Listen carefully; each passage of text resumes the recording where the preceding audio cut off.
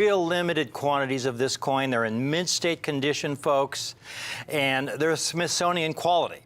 These coins are equal or superior to the example in the Smithsonian. Now, the Smithsonian has the finest collection of United States coins in the world. In fact, they own what is considered the single most valuable coin in all of U.S. numismatics. It's the first double eagle ever struck. This is the only surviving example. It's in the Smithsonian. It's 1849. This is the first time they ever struck a double eagle. Up to that point, the largest gold coin was a $10 gold piece that they called the Eagle. The Eagle was just about a half an ounce of gold. It was then that they discovered gold in California in 1848. So now our country had this abundance of gold, and they were able to strike an even larger gold coin, which was of incredible help to the banking system because it allowed the banks to make those larger transactions that much easier if they had double eagles to work with instead of eagles. So the Mint began striking the double eagle, and they had a couple of these that they struck in 1849. It was called the double eagle because it was twice the size of the eagle with about an ounce of gold. They're large, heavy coins. A double eagle, folks, I have a couple right here. Well, they're a little bit smaller in diameter than a Morgan dollar. A Morgan dollar is a very large silver coin. They're a little bit smaller in diameter than a Morgan dollar. They're about 25 to 30% heavier than a Morgan dollar. Because again, this is about a full ounce, close to a full ounce of gold in a double eagle. The examples I have today, folks, are from the 19th century, and I have them in MS-62 and MS-63 condition. We have a limited quantity of these. I've got, I think, 15 of each on display right now. The total we have is around 70 coins. The Smithsonian example is an MS-62. Take a look at these, MS-62 and an MS-63. For comparison, I also have an MS-60 that we can show the viewers so they can see the difference. Now, when we're talking about MS-60, 62, 63, if you're new to United States coin collecting, those numbers are meaningless. So let me explain in about 30 seconds what that all means. Coins are graded on a 70-point grading system. It's called the Sheldon grading system. From a low of 1, which is a heavily worn coin where you can barely read the date, to a high of 70, which represents perfection. There are no gold double eagles in MS-70 or MS-69 or even MS-68. MS-60 is the lowest mint state grade. It represents a coin that has never been in circulation. Anything below an MS-60 is a coin that's been in circulation. MS-60 is a coin that's never been in circulation, but it has an abundance of bag marks and abrasions because of the process of minting the coins. These coins were struck for commerce, folks. You have to understand that they were struck, ejected from the coin press into a bin where they abraded with other coins. Again, these are really heavy coins. Gold is a very soft metal. And from there, they would go through coin counting machines. They would be dumped into bags and then shipped to banks throughout the country. During that process, they're abrading them with one another. Even though it was never in circulation, you could see a lot of abrasions over the surface of the coin. Now, that is a superior grade, though, for a Liberty double eagle, because typically, again, because of the weight of these coins, they're usually gouged and dinged to a degree where they're not even gradable. Here, for example, is a 1903 that I have in my hand. And we're going to rotate it around. And you could see, look at the deep gouge in Liberty's jaw there. If you sent this to a grading service, they'd call it damaged. Here's another example that I have, a 1907. This is the last year of the Liberty Double Eagle series, in 1907. Because in 1907, they changed the design to the St. Gaudens. 1907 is the last year they struck the Liberty Double Eagle, and you can see another deep gouge there in the upper cheekbone of Liberty. Not even gradable. This is your typical Liberty double eagle that has survived to this day.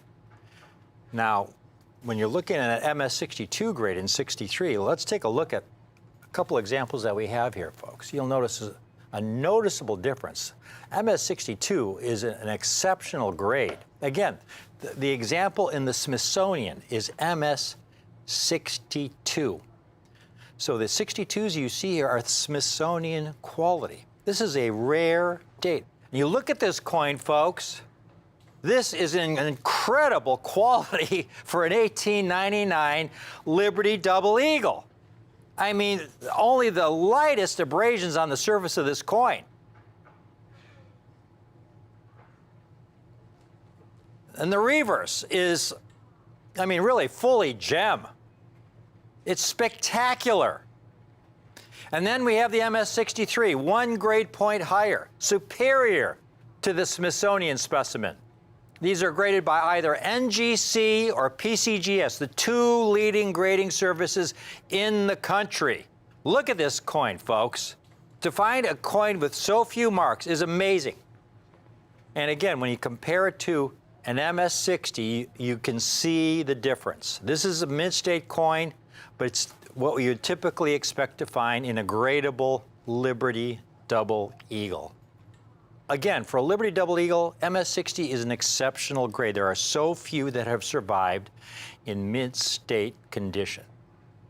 To give you an idea of how rare these coins are, I made a little chart of some of the Double Eagles that at Rare Collectibles TV. Hi, I'm Rick Tamaska, and this is Rick's U.S. Coin Show. Rick's U.S. Coin Show is a brand new show that brings you rare, high quality, and unique coins at the most affordable prices on TV. My name's Jack McNamara, and I love coins. We're the Tamaska girls, Kim and Caitlin.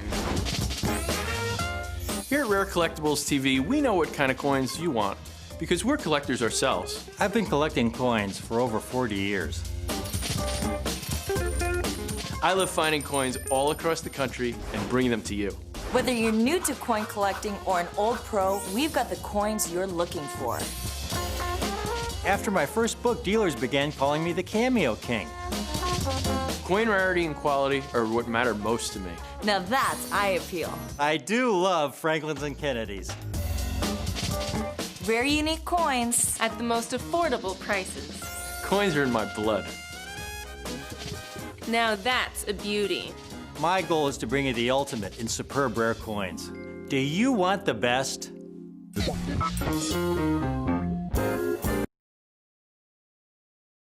The show. My name is James Gerstel. This is Rare Collectibles TV. Folks, it is not very often that I get to bring you one of the rarest Lincoln pennies ever struck.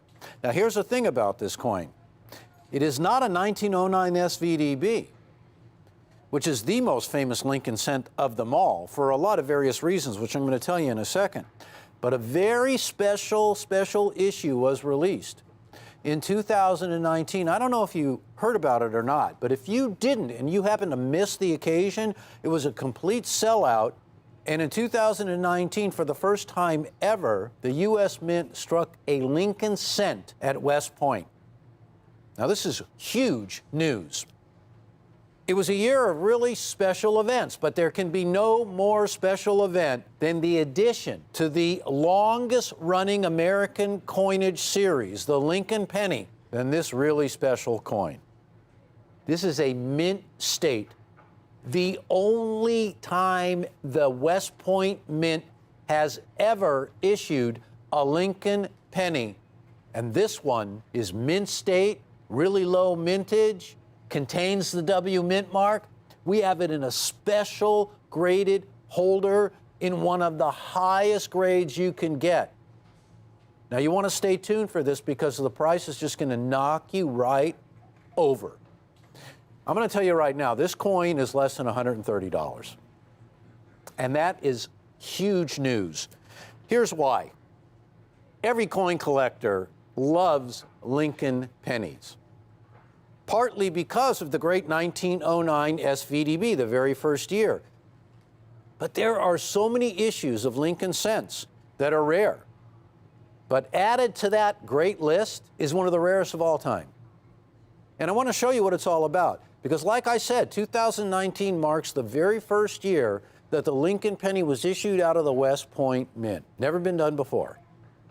And I want you to take a look at the whole history in mint state or business strikes. Total business strike mintage and issues by mint of the Lincoln Cent between 1909 and 2020. The Denver Mint, as you can see, is responsible for over 252 billion Lincoln pennies. That's a total of 108 different issues. The Philadelphia Mint, responsible for over 260 billion Lincoln pennies, issuing 115 total issues.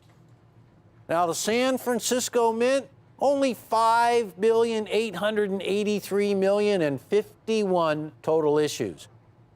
But West Point beats them all, ladies and gentlemen. Only 318,000 and only one issue. 2019, and we have that coin right here in a mint state 69. $129.95. I'm giving you the price right off the bat because you may encounter a lot of busy signals here, and I hope you don't. I want you to call now. We have never been able to offer this rarity at this kind of price. Let me tell you what it's all about. Well, only one issue in mint state has ever been struck at West Point. There it is right there. I want to show you the rarity of this coin. Here's how it shakes out. The 2019 West Point struck Lincoln Cent. The percentage of mintage certified by NGC in Mint State 69 and Mint State 70. First of all, in Mint State 70, 0.2%. That's 1/5 of 1%. And in a Mint State 69, 4.1%. So you can look at it a different way. 95.9% of all the coins certified didn't make it. It's red in color. It is an original. We really have to give a little bit of history for the Lincoln penny because the Lincoln penny is the longest running coin series in American history.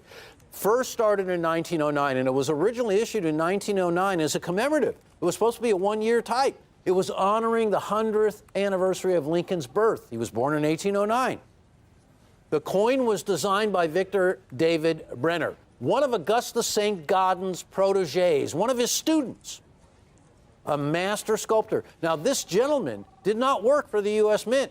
He was commissioned to do this one design, the Lincoln penny. Now, the portrait you see is one of the most beloved portraits of Lincoln. It was taken from a photograph, a Brady photograph, and it was also used on a plaque that Victor David Brenner sculpted to honor the American president. Well, the design captivated the entire nation, so when it came time to issue a new penny, a new cent, naturally Lincoln rose to the top. And the design that was used in the Brady photograph and the design that was sculpted by Victor David Brenner became the ultimate Lincoln penny design because since 1909, that obverse portrait of Lincoln that you see right there has never wavered. Now, the reverse, now that's a little bit of a different story. Because when the coin first hit the scene in 1909, all the way until 1958, it had the wheat back reverse. Very famous, we all know it. In 1959, to honor Lincoln's 150th birthday, a new reverse was created. The memorial back featured the Lincoln Memorial. Now, that issue was from 1959 all the way to 2008. In 2009, it was the 200th anniversary of Lincoln's birth, and a special one-year type, 4 different design issues of the Lincoln penny were struck by the U.S. Mint, only for 1 year. And then, beginning in 2010, Lyndell Bass was commissioned by the United States Mint for a design that captured the ultimate feelings that Lincoln had for the Union. Because don't forget, Lincoln was the president that presided over the Civil War, and his main intent was to keep the Union intact, to make it through the Civil War, to win the Civil War, and keep the Union alive. And so Lyndell Bass created a reverse which encompasses that whole entire theme. There it is right there, because that design that you see was actually taken from the buttons of the Union soldiers' uniforms. Now, she added the ribbon with the 1 cent denomination. But the shield, emblematic of Lincoln's successful struggles to keep the Union united. In 2019, when the U.S. Mint decided at West Point they would strike a Lincoln penny for the first time ever, history was made.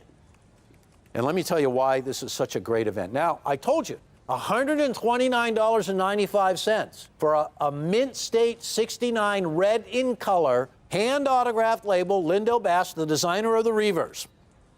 That's where we're at now. But I want to show you why there's so much excitement for this coin. Here are some of the most famous Lincoln cents of all that were struck in Mint State. Key date, business strike Lincoln cents. The 1909 SVDB is really the king of the hill when it comes to Lincoln pennies. Only 484,000 coins were struck.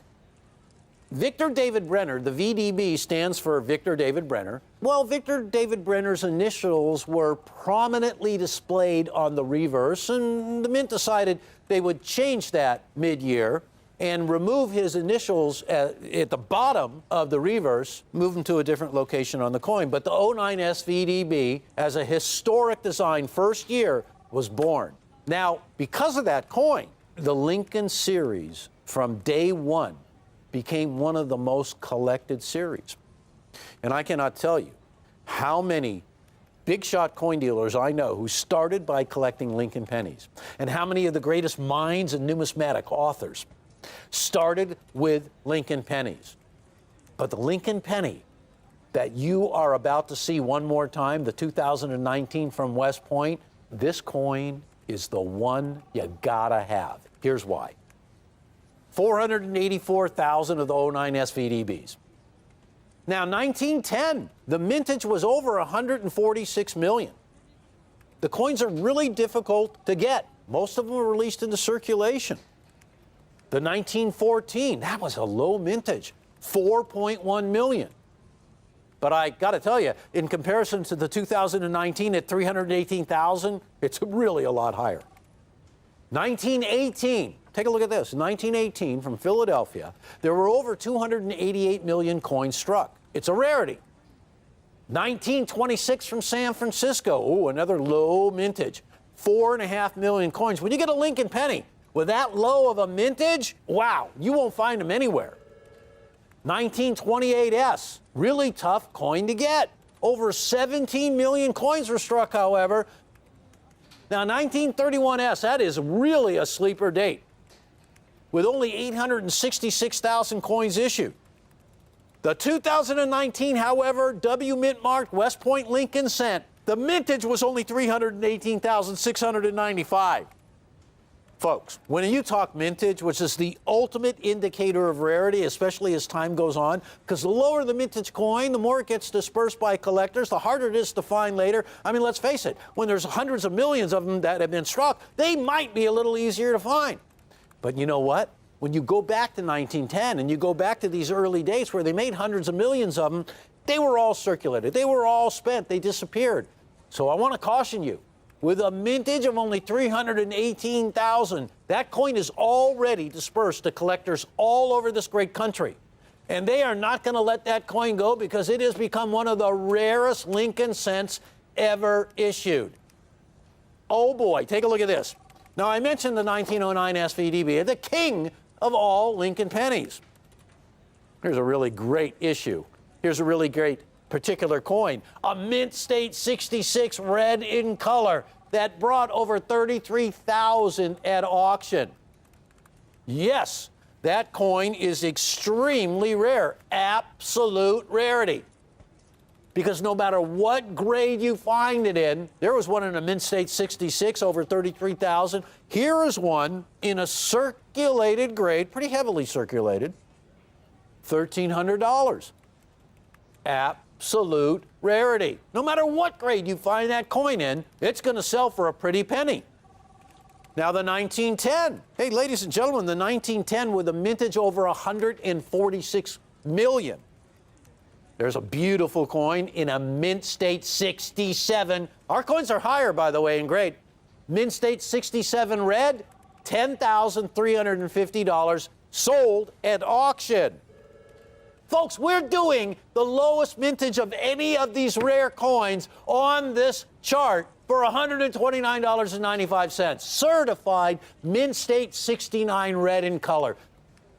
That's a keeper. You want to put this coin away. I got to tell you, I don't often recommend that you buy 100 coins, but if you could swing it, you better do it. I don't think we have 100, but I mean, here is one time when you want to get crazy. At $129.95, you could not do this yourself. Now, 1914S, and that's a pretty darn rare coin because the 1914S has a mintage of a little over 4 million. Not 400,000, 4 million. $17,250 at auction. That was a hammered realized price. 1918. In 1918, they issued 288 million. And when you're lucky enough to find one today, that was a steal right there at $763. And that's a Mint State 65. But the mintage, are you ready for this? Again, 288 million. But there is proof that mintage doesn't matter as much as the time that has passed from the time it was released. There are no coins available in the marketplace these days, folks, and when you do find them, you're going to get a 6.5 for over $760. And remember, the 2019 Mint State West Point Struck first ever Lincoln penny has a mintage of 318,000. Just keep that in mind. That is so low. So here then is a 1926. Now there's another low mintage Lincoln cent, 4.5 million. That coin brought over $25,000. Now look, it's a Mint State 64. It's obviously a rare coin. But what I'm saying is, what better opportunity to get in on something that from the get-go is absolute rarity? No matter what grade you're going to get this coin in, it is going to be hard to find. The 2019 first ever West Point Struck, $129.95. I cannot say that enough. Now look at that coin right there, ladies and gentlemen. Proof right here that even a coin with a really small mintage of 4.5 million is going to be really hard to get as time goes on. So imagine this coin right here, wow, with a little over 300,000. Enough said, right? 1928, 17,266,000. Auctioned off for $1,116.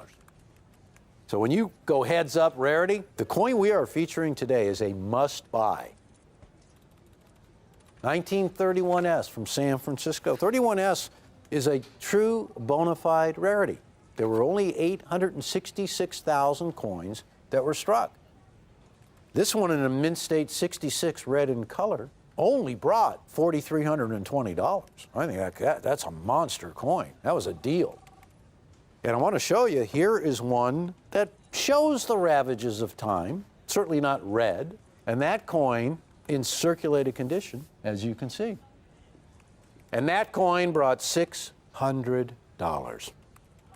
Oh, I want to show you another great coin here. 1953. This is a 1953 Philadelphia struck Mint State 66 red in color Lincoln penny that realized over $977 in auction. The mintage of the 1953 is 256 million. So when you have a Lincoln cent of an issue that had never before been issued out of the West Point Mint, the first one ever, with a mintage of 318,695 to be exact, it trumps all of these rarities, not necessarily low mintage. Now, here's a guarantee that when you start out with only 318,000 coins, they're going to disappear a lot quicker than when you start out with 288 million, 4.5 million. Any one of the coins on this list that have become some of the most prized Lincoln cents you could ever add to your collection. And yet, never until 2019 had there been a West Point issued Lincoln penny. There aren't a lot of these coins that are available because only 318,695 coins were struck to begin with. Of that amount, only 4.1% managed to get certified a mint state 69. So when not even 5% of the total mintage are certifiable by NGC in a 6.9 grade. When I see figures like that, there's only one thing I can tell you. Don't panic, but you got to get these. Don't wait, because then you're going to be in panic, okay? You don't want to be in panic mode. And I don't want to be pushy here, but I have to insist. I really must insist. When you put together all of the facts, the lowest mintage, the first ever, the unbelievable grade, the designer of the reverse autographing the label, an issue that has gone down already in history, and it was issued in 2019, a complete sellout. Every one of these coins were dispersed from the U.S. Mint in 2019. Every one of these coins, however, are not in the hands of every collector who wants them. Hundreds of thousands of collectors did not get an opportunity to order one of these when they were issued. They missed the boat. And as time has gone on, look what they have to deal with. Here is a Mint State 69 red in color, 2019, at a terrific price. That is a great price. We're going to run out of ours a lot quicker than they will, and if you don't get one of ours, you may have to resort to paying almost $300. It's worth it. Now, I mentioned in a perfect Mint State 70 grade that very few are certified. It is 1/5 of 1% of the mintage that are certifying in a perfect 70 grade. And here's what the coin brings when it garners a grade that is the highest possible. Now, the coin we're selling is the second highest possible grade. So there it is right there, $5,000. And there is a Mint State 70 coin with the Lindell Bass signed label that brought $5,000. Now, here's the thing. Even if you want one in 70, you may never be able to find one because the ratio of those certifying is darn low. But I have good news for you, because the ratio of these coins certifying in a Mint State 69 is darn low as well, 4.1%. Now, at the ratio that they certify, you have to submit so many multiples of these coins to get one in a Mint State 69. Forget Mint State 70, that it's cost prohibitive. You wouldn't be able to do it. The grading fees you wouldn't be able to do it. Here at Rare Collectibles, at $129.95, I urge you to take advantage of this deal. When it comes to Lincoln pennies, there are more collectors of Lincoln pennies than there are Morgan dollars, than there are any United States issue. The longest running series, some of the rarest issues are from this series, and an opportunity to get the latest and maybe even the greatest to be added to that long history of collectible Lincoln cents, of numismatic Lincoln cents. So that's it, ladies and gentlemen. Here it is one more time, $129.95. Mint State 69 red in color. Autographed label by the designer of the reverse, the Shield reverse. $129.95. I can tell right now that if you're not a Lincoln cent collector, you just became one with one of the rarest Lincoln cents. What a better way to start your collection with Lincoln cents than one of the rarest at a great price. That's it for me, ladies and gentlemen. I want to invite you to stay tuned, but I also want to thank you so much for watching this presentation about Lincoln cents, one of the rarest of them all. We'll see you soon.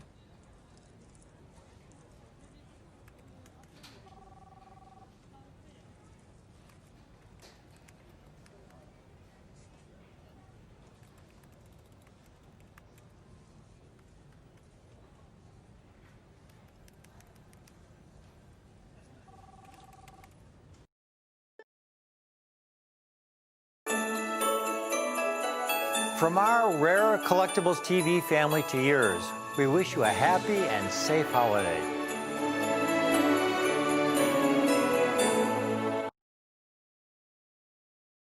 Is the undisputed king of collectible coins right now. Every time a new Silver Eagle is released, millions of collectors rush out to get one. It's why low mintage coins like the 1995 W Proof or the 2019 S Enhanced Reverse Proof command such incredible premiums, because the demand is so high and the supply is so small.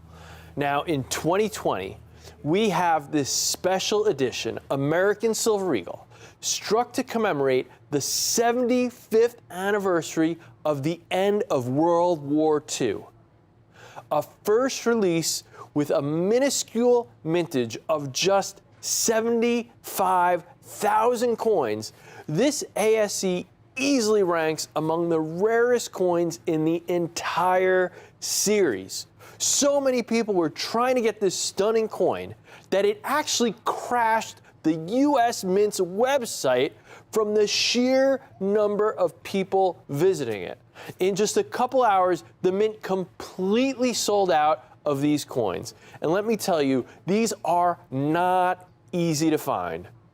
Now, one of the main reasons this coin is so popular right now is its special commemorative nature.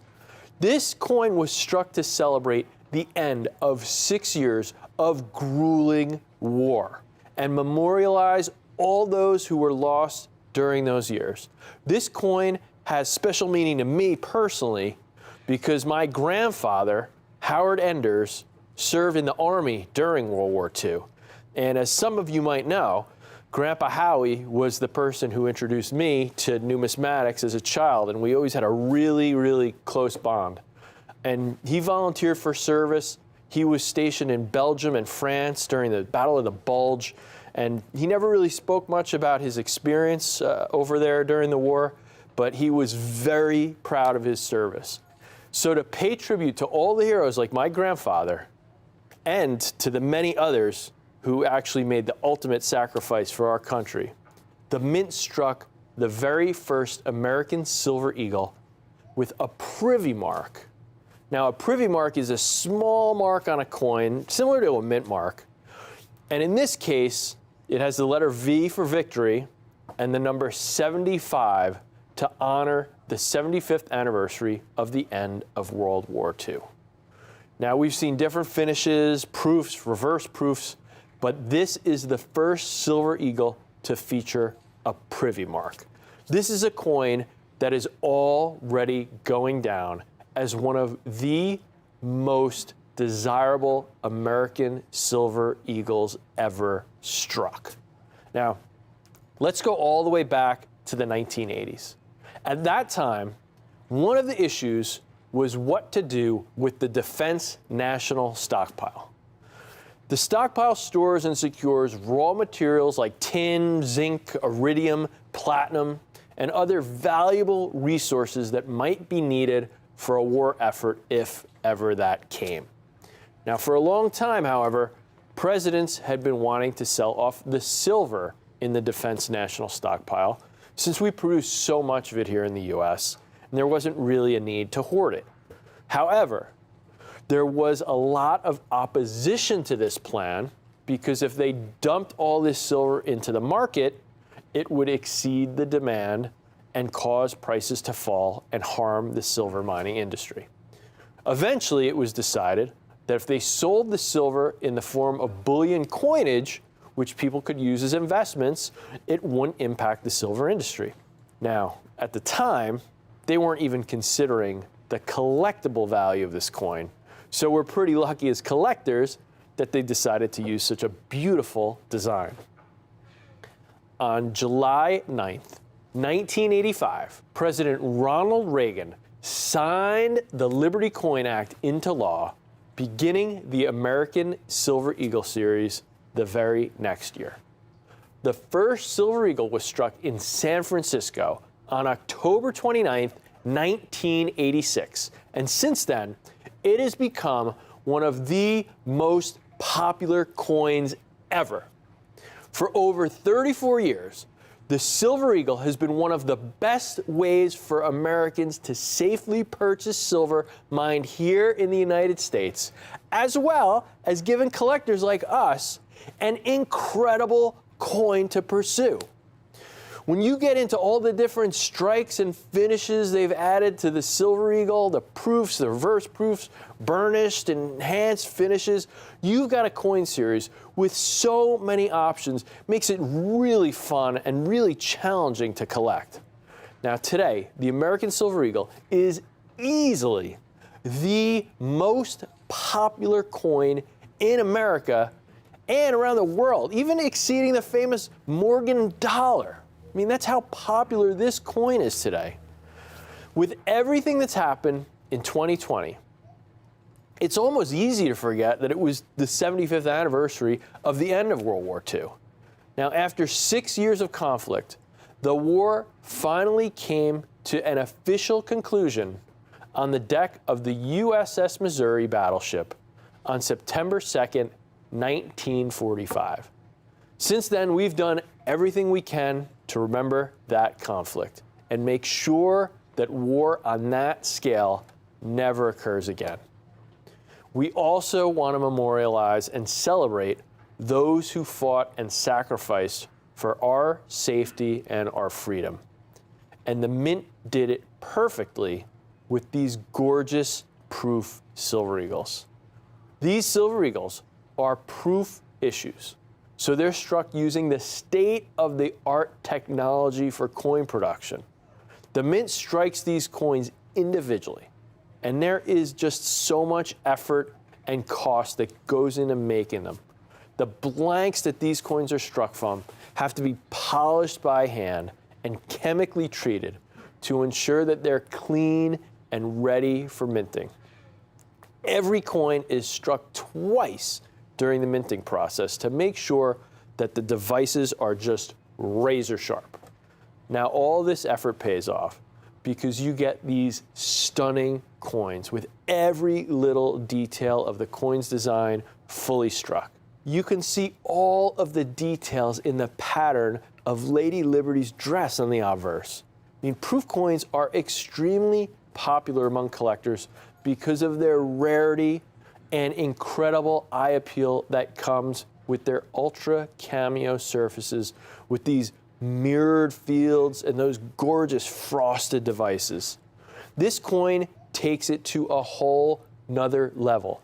It's the first Silver Eagle to ever have a privy mark, and it's one of the rarest. I mean, this is actually one of the first U.S. coins with a privy mark. It's only been used on a very small handful of coins before this. It was used on some platinum coins and a couple of quarters. It's never been used on a Silver Eagle.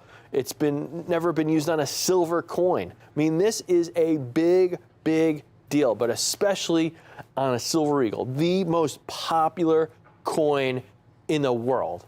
Now, of course, a big part of why the Silver Eagle is so popular among collectors is because of the artistic beauty of its design. On the obverse, you have that classic walking Liberty, which was originally used on the half dollar starting all the way back from 1916 up until 1947. This design was created by Adolph Weinman. Weinman was a protege of Augustus St. Gaudens. You know, these guys are some of the greatest artists in American history. So Adolph Weinman created this design on the obverse, and it's remembered as being a coin ahead of its time. The obverse showcases a glorious full-body rendition of Lady Liberty wrapped in the stars and stripes of the American flag. She strides forward toward the rising sun of a new day with an outstretched arm that beckons in hope and freedom. It's just a truly stunning coin design, an inspiration, a guiding light. It's almost as if this design was struck specifically to help us through difficult times, much like the times right now that we're going through. Remember, this coin was used originally on the half dollar during World War I, during the Great Depression, and World War II. Some of the most challenging ordeals our country has ever endured.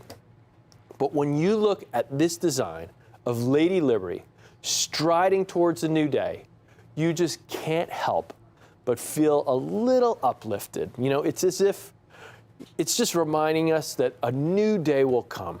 Unfortunately, due to the limitations of the day, the Mint had a hard time striking this Walking Liberty design on the half dollar, and most issues were weakly struck, lacking a lot of the detail.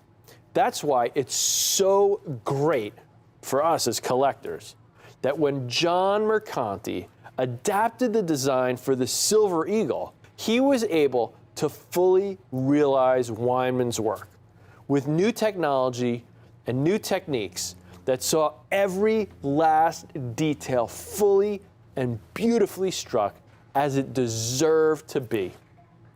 Now, one of the most important features of this particular coin is that it is the first American Silver Eagle to feature a privy mark. Now, a privy mark is a small mark or a symbol that was traditionally used to identify the mint or some other aspect of the coin's origin. You know, the mint master, or like almost like a maker's mark on antique silverware. And this was done to prevent counterfeiting. Here in the US, we usually don't use privy marks, and we rely on other elements to prevent counterfeits, but they are popular in other countries like Great Britain and Australia. Now, if you look at the obverse, you can see this oval with the inscription V75 inside of it for the 75th anniversary of our victory in World War II. This oval, you can see it's not exactly oval, has a little indentation to it there, is actually directly modeled after the Rainbow Pool in West Potomac Park in Washington, D.C., which is part of the World War II Memorial in the District of Columbia, which is dedicated to every American that made the ultimate sacrifice. This is the very first American Silver Eagle to feature a privy mark, which is why this particular coin is so incredibly popular among collectors. When we turn this coin over, you get to see that gorgeous reverse designed by John Mercanti. As the 12th chief engraver of the U.S. Mint, Mercanti produced over 100 different coin and metal designs, and his work is considered some of the best ever produced. The reverse he designed here captures all of the classic elements of American coinage. You've got that majestic bald eagle with its wings outstretched, the olive branch and arrows in its talons, the shield protecting its chest, and of course our motto, E pluribus unum, out of many, one. When you look at the reverse, you can see every tiny little detail, from the patterns in the eagle's feathers to the creases in the leaves on the olive branch. It is a testament, not just to Mercanti's craftsmanship, but to the precision and the engineering of the technology used to strike these coins. This is a piece of art that could go in a museum, but it fits in your pocket. One reason why the coins we have for you today are so great is that these coins have John Mercanti's signature on the label. And this isn't a facsimile, it's not a reproduction. And every single one of these coins that you see with me here has his signature. You look at that label and you see this piece of art depicting Ronald Reagan. Now, Reagan, as I said earlier, was the one who signed the Liberty Coin Act into law and initiated the American Eagle program. And the piece of art that we have here is a way to pay tribute to him. This pop art label is actually based off of a bas-relief sculpture of Reagan that was created by none other than John Mercanti himself, meaning that even the label for this coin is a work of art. Now, when I have a nice work of art, I want a nice frame that accentuates it, and I want it signed by the artist. And for me, there's no better way to do this for the American Silver Eagle than with one of our Rare Collectibles TV exclusive Reagan Mercanti label, signed by John Mercanti himself. If you look at that label, you also see the first release pedigree that NGC has given this coin. This coin comes from the very first release. It's only given this designation if it's received by NGC in the first 30 days of issue. And don't forget, this coin has one of the lowest mintages in the entire series. Just 75,000 of these coins were struck by the US Mint, making it the third lowest in history. That is remarkable when you consider there's over 90 coins in this series. If you purchase one of these 2020W 75th anniversary Silver Eagles, one of the keys to the entire series, you'll also receive a complimentary book at no additional charge. This is American Silver Eagles, a guide to the U.S. bullion coin program. It's written by John Mercanti himself, with Miles Standish, the renowned coin expert and vice president of NGC. This book is a full guide to the history of the American Silver Eagle series, and it goes deep into the historical and technical aspects of these coins. Now, also included in this offer is a Rare Collectibles TV exclusive baseball-style trading card dedicated to and signed by John Mercanti. This is also included in the offer at no additional charge and is only available through Rare Collectibles TV. This card features all the facts and figures about John Mercanti, such as his date of birth, how many coins he designed for the mint, how long he worked as an engraver, and it also features John Mercanti's signature as well. This is a $29 value, and it's included at no additional charge when you purchase one of these Silver Eagles. If you follow numismatic news at all, then you'll know that the Mercanti reverse will be getting phased out in 2021 with a new design for the reverse. This means that there may be fewer and fewer opportunities to acquire Silver Eagles with this stunning John Mercanti heraldic eagle design on the reverse. If I could add just one American Silver Eagle to my collection, this first release 2020W end of World War II example would be a very strong contender. The only two rare coins in the entire series, the 1995W and the 2019S enhanced reverse proof, would cost multiple times more than what this coin is today, making this a great value. Let me show you here. First off, that 1995W. This proof coin, second lowest mintage in the series. Notoriously rare key date coin. For a long time, Silver Eagle collectors have been just going nuts looking for this coin. When the first 1995W coins were graded, proof 70, collectors just started going crazy. They weren't really grading modern coins at that time. So when they started grading these earlier issue proof Silver Eagles, there were so few 70s, collectors were going nuts. Here's one that sold for $86,000.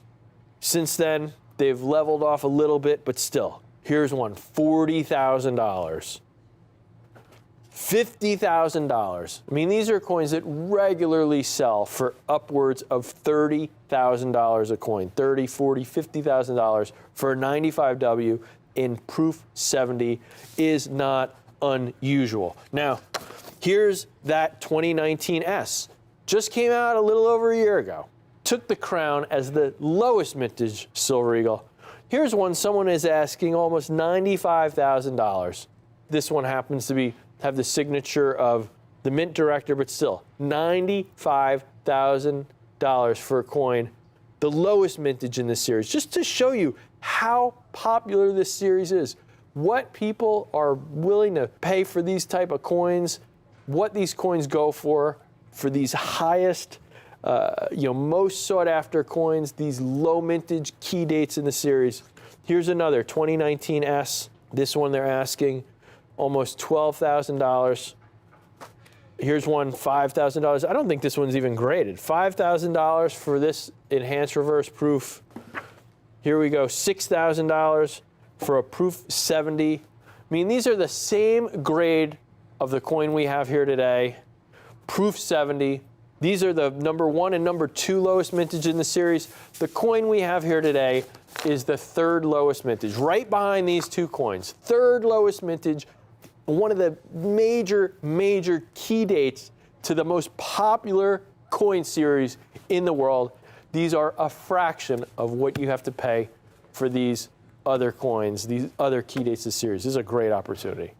Right now, you can purchase this historic American Silver Eagle commemorating the 75th anniversary of the end of World War II for just $1,495. If you prefer to split up that cost, we also have a 2-payment plan for only $747.50. When you make that first payment, your coin goes in our vault and you can pay the other half in 30 days and receive your 2020 W with the Privy Mark. And let's not forget, this is a proof coin. This is a state-of-the-art coin, and it displays the highest possible quality that the mint can produce with modern technology. Proof coins are only struck in limited quantities due to the labor involved in the production. These coins are, they require specially polished dies to strike them. They're sorted individually. These are coins treated with the utmost care and respect to ensure they're in the best possible condition. But even with all of that care, the majority of these coins will never be certified as being perfect. But the examples we offer here today are all graded a perfect Proof 70 Ultra Cameo by the Numismatic Guarantee Corporation, or NGC. You can look at these coins under 5 times magnification and you still won't find an imperfection. These coins are flawless. And don't forget, these coins are in our exclusive NGC signed Reagan label, and you get the John Mercanti autographed trading card and the American Silver Eagle book included as a bonus, free of charge. Now, throughout the show, I've mentioned that these coins are in Proof 70 Ultra Cameo condition. If you're new to collecting, coins are graded using what's known as the Sheldon grading scale to determine their quality. On this scale, 1 means that the coin is so worn down that you can barely tell what kind of coin it is. A score of 70, on the other hand, is the highest grade possible. And that means that the coin is absolutely perfect, flawless. Now, one of the great things about collecting American Silver Eagles, unlike classic era coins like Morgan dollars, is that in the modern era, you can actually build a collection of coins graded in a perfect Proof 70, if you have the patience and the desire to do so. It's still a lot of work, but it can be done. If you look back to classic coins like the Morgan dollar or the St. Gaudens Double Eagle, mint state 70 examples don't even exist. The technology just wasn't there yet to produce flawless coins back in those days. Now, on top of these 2020 W Silver Eagles having a perfect grade, these are proof coins. These are not coins struck for circulation or, to be used for change, or they're not coins struck for bullion purposes like the normal mint state Silver Eagles. These are proof coins, which are much more difficult to produce than bullion coins or circulation strike coins. The blanks need to be treated, polished, cleaned to ensure that the strike is high quality, and the dies have to be specially polished as well to get that gorgeous frosting that you see on the devices. And all that effort pays off, though, as you get these stunning examples like the ones you see now. That cameo contrast between the fields and the devices just means that these coins just pop. They grab your attention from across the room like a good piece of art. It's not very often that the Mint institutes a hard limit of how many Silver Eagles get struck in a particular mintage. But for this coin, we have a confirmed mintage of just 75,000 examples of this coin struck to honor the 75th anniversary of the end of World War II.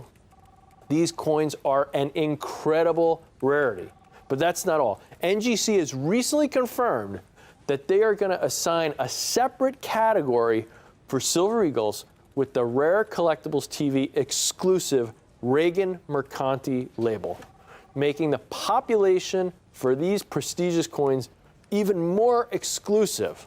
There's so much demand for this coin, even in an ungraded state, that the U.S. Mint's webpage for this coin crashed from the sheer amount of visitors that it had. People are going insane trying to find this coin. People are going nuts. The website crashed, and it is just one of the rarest Silver Eagles, like I said. Let me show you for a second, just to get, I've said it a few times that this is the third lowest mintage in the series. And this is a pretty big series. Here's the entire Silver Eagle series, all the different versions. The regular uncirculated version, also known as the mint state or the bullion version. You see a typical strike for the uncirculated coins well into the millions. At the top of the chart, you see several issues over 40 million, over 30 million. Even by the bottom of this page, we get down here, they start to get much lower mintages here. I'm sure there's got to be at least 5 million Silver Eagle collectors in the country. But you see here, we're getting down to coins with mintages of only about 5 million coins. We get to page 2 here. We start to get to some lower mintages again. Here's the 1986, first year of the series, that uncirculated or bullion issue, about 5 million coins struck. Now we start coming down here and we start seeing some of these proof issues. Like I talked about earlier, because of the amount of work taken to strike these coins, it's just so much more difficult. The Mint makes much lower numbers of these coins specifically for collectors. And you can see almost all of those coins are struck in very limited quantities. Just about all of them, except for 2 issues, were struck under 1 million coins. We get down here, only about 500,000 coins struck for some of these dates in the in the 80s and early 2000s. And then we get to page 3. Here's the last page where you start to see the really rare dates for this series. You see some of these burnished issues, 2008, 2006, some of these proof issues, low mintages. We're getting under 500,000 coins struck. These are some of the rare coins, harder coins to get in this series. 2006 reverse proof, that's a special anniversary coin, only a little less than 250,000 of those coins struck. You've got some of these other burnished reverse proofs, low 200,000. These are low mintage coins. Then we get down here, under 100,000, some of the rarest coins in the series. 2011 reverse proof, 2011 burnished, and then we see the coin we have here. Only 75,000 coins struck. The only 2 coins in the series that have a lower mintage are that 1995 W proof, which has been a famous, notorious key date, that enhanced reverse proof. This coin only came out, about a year ago, and this coin, look at that, 30,000 coins struck. Those coins already selling for thousands of dollars in proof 70. I showed you some comps earlier, one that sold over $80,000 in proof 70, regularly selling, from $30,000 to $50,000. In the same grade we have here, proof 70 for that coin, multiples above what you can get this coin for today, at only $1,495 for this 2020 W World War II Privy Mark coin. That just tells me this is a great opportunity to get the 3rd lowest mintage, one of the keys to the series. Now is the time while they're still available. Now, with how much demand there's been for this particular Silver Eagle, I would not be surprised at all if it becomes one of those issues that people hunt after obsessively, just like that 95W or that 2019 S enhanced reverse proof coin that I just was talking about. When you take the American Silver Eagle, the most popular collectible coin series in the world, and you combine it with the historic weight of the 75th anniversary of the end of World War II, you end up with this incredible coin with an incredible story behind it. And then when you factor in that it's a first release coin here, these are coins from that first 30 days, although these coins were all sold out the first day, but these coins got out and got released in the first group that was shipped from the Mint. They were the first group that got to grading, that first release. And more importantly, there's only 75 100,000 examples of this coin struck. That's absolute rarity. This coin is rare no matter what condition it's in. But when you have a coin only 75,000 struck from the American Silver Eagle series, it is obvious that this is a coin that will be in demand for years to come. Right now, you can purchase this coin for just $1,495 or 2 payments of only $747.50. And don't forget, every order comes in our Rare Collectibles TV exclusive Reagan Mercanti label, signed by John Mercanti himself. And you receive the Mercanti Collector's Card, also signed by John Mercanti, and the American Silver Eagles book for no additional charge. With how few coins there are in this vintage, if you're going to buy just one American Silver Eagle, this is absolutely the one. Take advantage of this opportunity, because once we sell out, there's no telling if we'll ever be able to offer these again at this price. I mean, this is just such an amazing opportunity. One of the rarest Silver Eagles ever produced since 1986. 90 coins so far in this series and counting. And you have a coin that's the 3rd lowest mintage. This is a big deal. This is a great opportunity. This is a great price. Thank you so much for joining me. I'm Jack McNamara. Thank you so much. And take care and stay safe.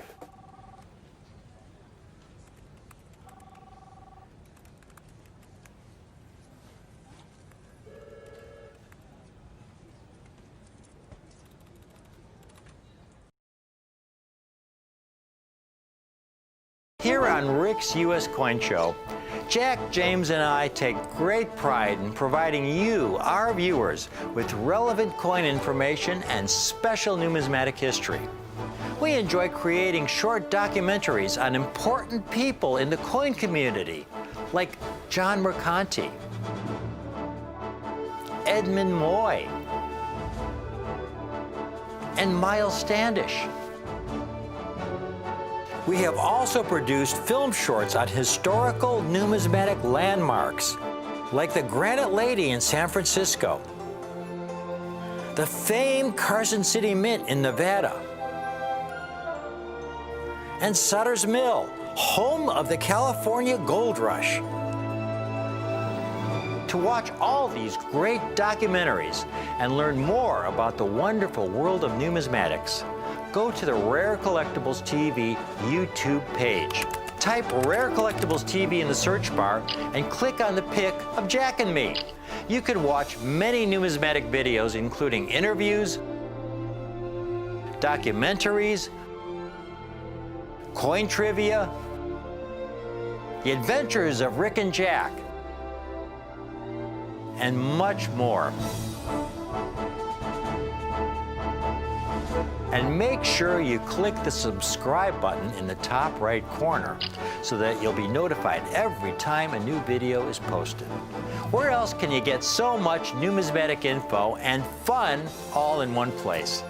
So go to the Rare Collectibles TV page on YouTube and join the hundreds of subscribers already enjoying our YouTube videos. Thanks for watching Rick's U.S. Coin Show.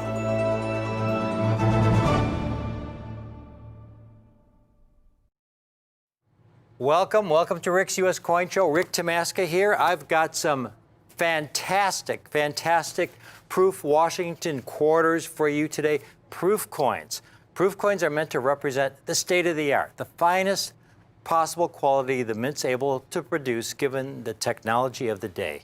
There's a lot of labor involved with making a proof coin. They polish the dies until they have a mirror-like surface. They individually handle the coin blanks as they feed them into the die. They double strike the blanks to bring out every possible detail of the design as the Mint intended. And then they individually handle the coins so they don't abrade with any other coins. So they're essentially mark-free. Nowadays, when you get a proof set, they come in hard plastic holders. You have to order them specially from the Mint. And they're truly exceptional. This is an older set. This is from the 60s. You get a modern set that was struck the last 30 years, and they truly are flawless, beautiful coins. So I'm interested in those earlier coins struck at what I call the old Philadelphia Mint, when proof coins were made the old-fashioned way. That was 1964 and earlier.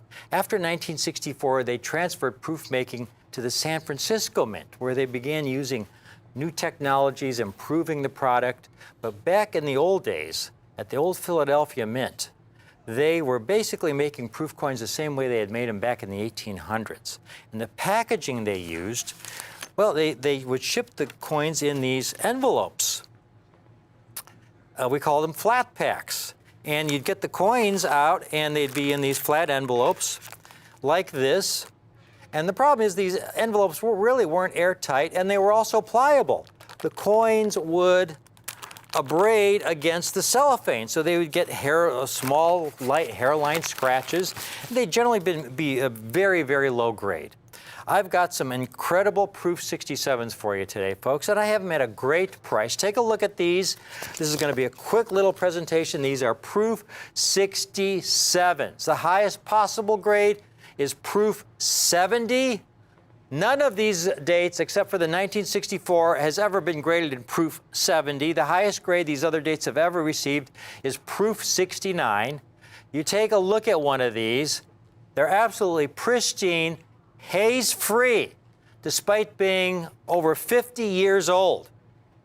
Also, very importantly, not only were these the last proofs struck at the old Philadelphia Mint, these are the last Washington quarters struck on 90% silver planchets at the old Philadelphia Mint. Because after 1964, they took all the silver out of the quarters and dimes, and they were struck in a clad metal. So these were the last of the original 90% silver-proof quarters. Look at this coin, absolutely pristine. You know, to submit one of these and get it graded yourself, PCGS or NGC is going to charge you $20 or $25 just for the grading. And then they're going to ship it back to you registered mail, which is at least $20. So right there, you're around $45 just for the grading and for the return shipping. It doesn't include your shipping. It doesn't include the cost of the coin. That's why when you see these on eBay, here's a 1964 Proof 67. Very fair price for a Proof 67. Absolutely pristine, as perfect looking to the naked eye as the day it was struck. There's an example for $88, and that's in an ANAX holder. Proof 67. Here's a 1962 in Proof 67. $175. Here's a 1963 in Proof 67. $80. Here's the special I have for you folks today.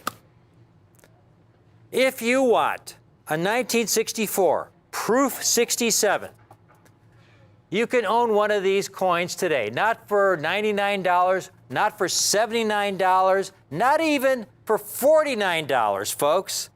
I have these for basically the cost of grading.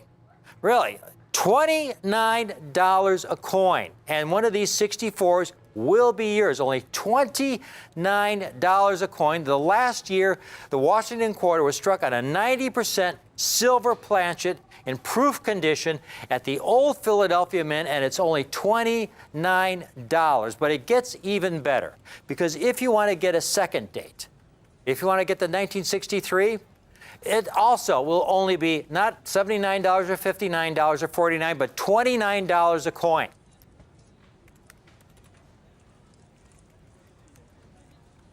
$29 a coin. Now, if you want to get a third date, as we go earlier and earlier in this series, they get tougher and tougher to get in Proof 67, folks. But still, I'm holding the line on that price at $29 a coin for the 1962. And finally, if you want a 1961, same price, $29. That means you can own all four coins, folks, for $116.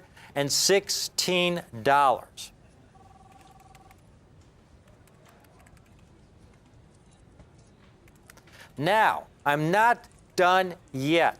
because now we're getting to some of the really tough dates, 1960 and earlier at the U.S. Mint. You could see there the 1964, 63, 62, and 61. They issued over 3 million proof sets, which is a very small number compared to the number of coins they struck for commerce. And you could see how many have been graded in proof 67, and now we get to the 1960, and the mintage drops tremendously. Only 1.7 million sets were issued, folks. A much scarcer coin in high-grade condition. But if you also want to get a 60, I'm adding that on. Take a look at this 1960. You can own all 5 coins, the 1960, 61, 62, 63, and 64, all 5 coins for $145. That means the 60 is also only $29. But it gets even better, because if you want to go into these earlier years, as you can see on the chart here, where the mintages really drop, when you go into the mid-50s, folks, the mid-50s, we were coming out of World War II. We had a lot of young families that were just getting their feet on the ground, just getting established economically. A lot of people who would love to collect coins, but who couldn't afford to collect coins. It wasn't until the late 50s, early 60s, when you really saw this growing middle class, and so you saw a boom in collecting.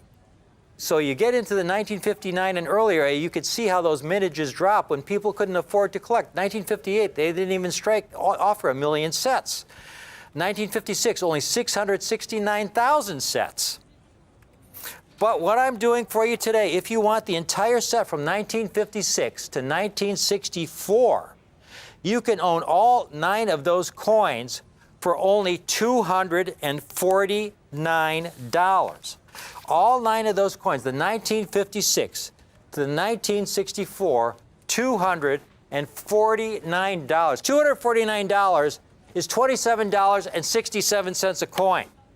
$27.67 a coin for these rare dates. And finally, I've got one last coin for you. One last coin. You look on the population chart there, they've only issued 378,000 sets in 1955. 378,000 sets.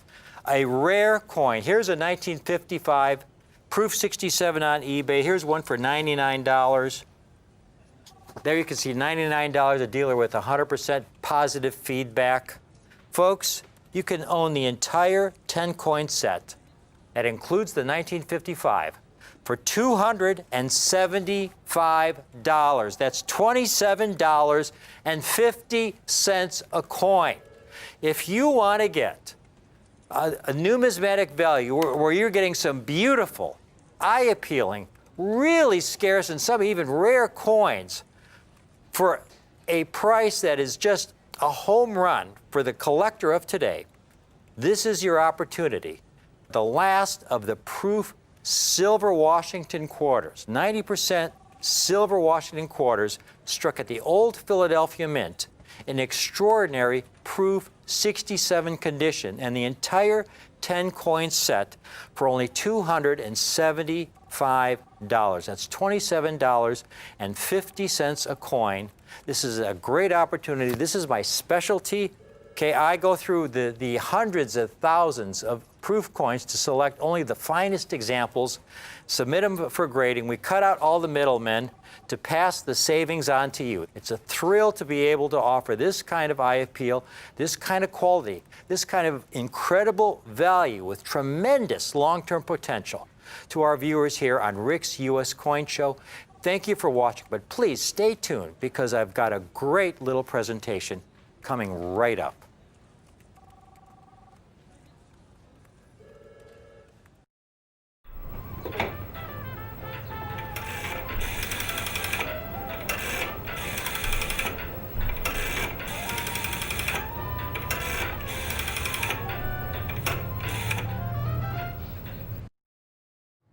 Welcome back to Rick's U.S. Coin Show. If you just tuned in, I had a presentation on some really superb Washington quarters. exceptional pieces. This next part of the series is only going to be a few minutes long because I have a relative handful of sets, folks. I don't have many of these sets. This is the highest grade I've ever offered these coins in, Proof 69. This is the top grade. There are no Proof 70s from this era. This is the early era in U.S. proof production when they were struck at the Philadelphia Mint using old technologies.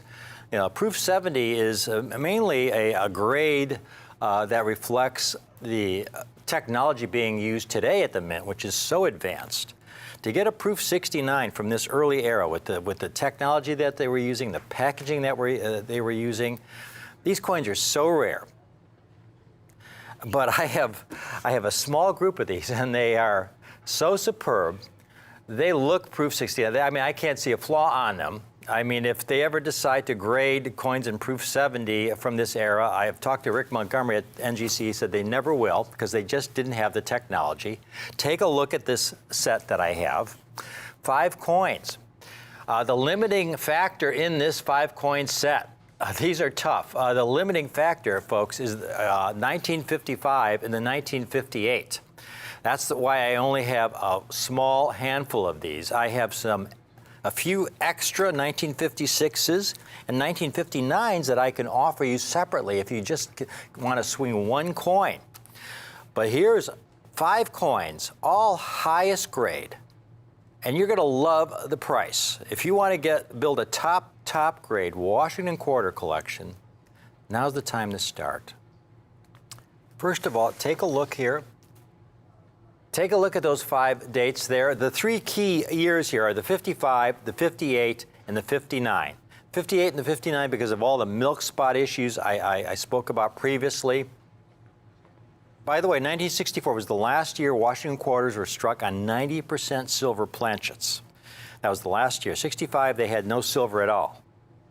By the last year, though, proof quality increased dramatically at the Philadelphia Mint. Almost 4,000 examples have been graded in Proof 69 for the 1964, of about 4,000 coins. So that's how much better the quality was in 1964 than in these earlier years. And yet, here's a few comps I have for you just to give you an idea. Now, this one is really on the high end of the spectrum for the date. You know, when you go on eBay, you're going to see a full range of prices.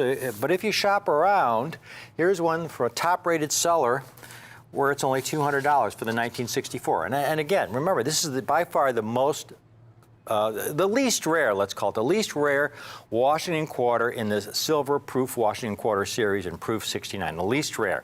About 4,000 examples graded. You get to some of the earlier dates.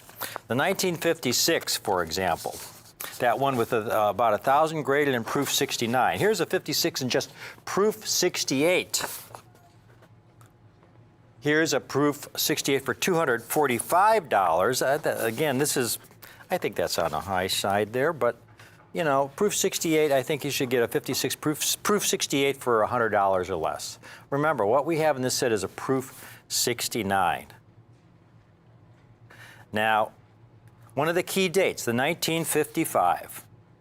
The 1955 Proof 68s, just Proof 68s, folks, are you'll see for a couple $100. Here's a couple for, here's one for $199, and a top-rated seller. Here's another one for $200. Here's one Proof 69 for $450 for a Proof 69 1955. While I have these sets that include the 1955, because, again, the 2 dates that I've really limited quantities on in 6-9 grade are the 1955 and the 1958. Once I'm out of those, you won't see this set being offered. I've got this set, folks, for $549, the entire 5-coin set. That's $109.80 a coin. Look at that 55. Look at that piece. It's absolutely stunning. No haze, no spots. Every single coin is flawless. Flawless to the eye, flawless under close inspection. It looks like, here's a coin that's over 60 years old. and it could have just been struck yesterday, and that expression I use, you caught it on a velvet pillow, and you just preserved it perfectly for over 6 decades. Every single coin, the 55, the 50, the 56. And I did mention I have extra examples of the 1956 and the 1959. So if you can just can afford one proof 69, one proof 69, I have some extra 1956s available, folks, where other dealers are selling proof 68s for $99. I have these proof 69s for $99.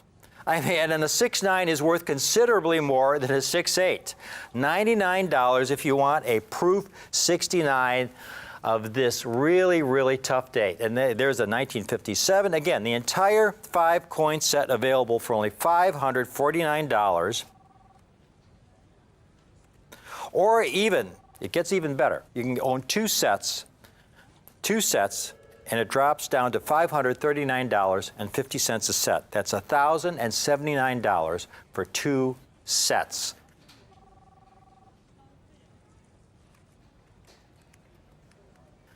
And then we get this date here, which again, I have very, very few of. It's got the lowest pop in proof 69. And this is, again, the 55 and the 58. These are the 2 dates that are really limiting the quantity of these sets that I can offer. Very, very tough to find without hairlines, without spots. This coin is sensational. It's gorgeous. It's perfect. It's what a proof from this era should be and rarely ever is. Look at the black mirrors. And then the last coin in the set, the 1959. And this is another tough date. But I got lucky, and I have a few extra examples. The best part is I don't have to ask $295 for this coin, or even $195. Like you might typically see. I've got this coin for only $129. One of the toughest coins in the set from 1959 for only $129 if you just want the 59 by itself. So you've got those 2 coins I can offer individually because I have a few extra of those. But the real buy is in the complete set, because in the complete set, you get the 1955 and that 1958, those 2 really tough issues, all for $549 while I have them. I really have to emphasize that. Getting proof 69s in these years is really difficult. And again, the 55, the 58, and the 58 are extremely difficult. The 59 comes next in difficulty right after those 2, 57 right after those 3, 56, population of about 1,000, and I've got the coins for only $99 if you just want that one date. But the buy is in the complete set. Get it while I have them, folks. At this price, I'm giving you a great, great opportunity to build a top grade proof Washington quarter set at the best possible price. This is a great collector's special. I sincerely hope you're able to take advantage of it. Thank you for watching.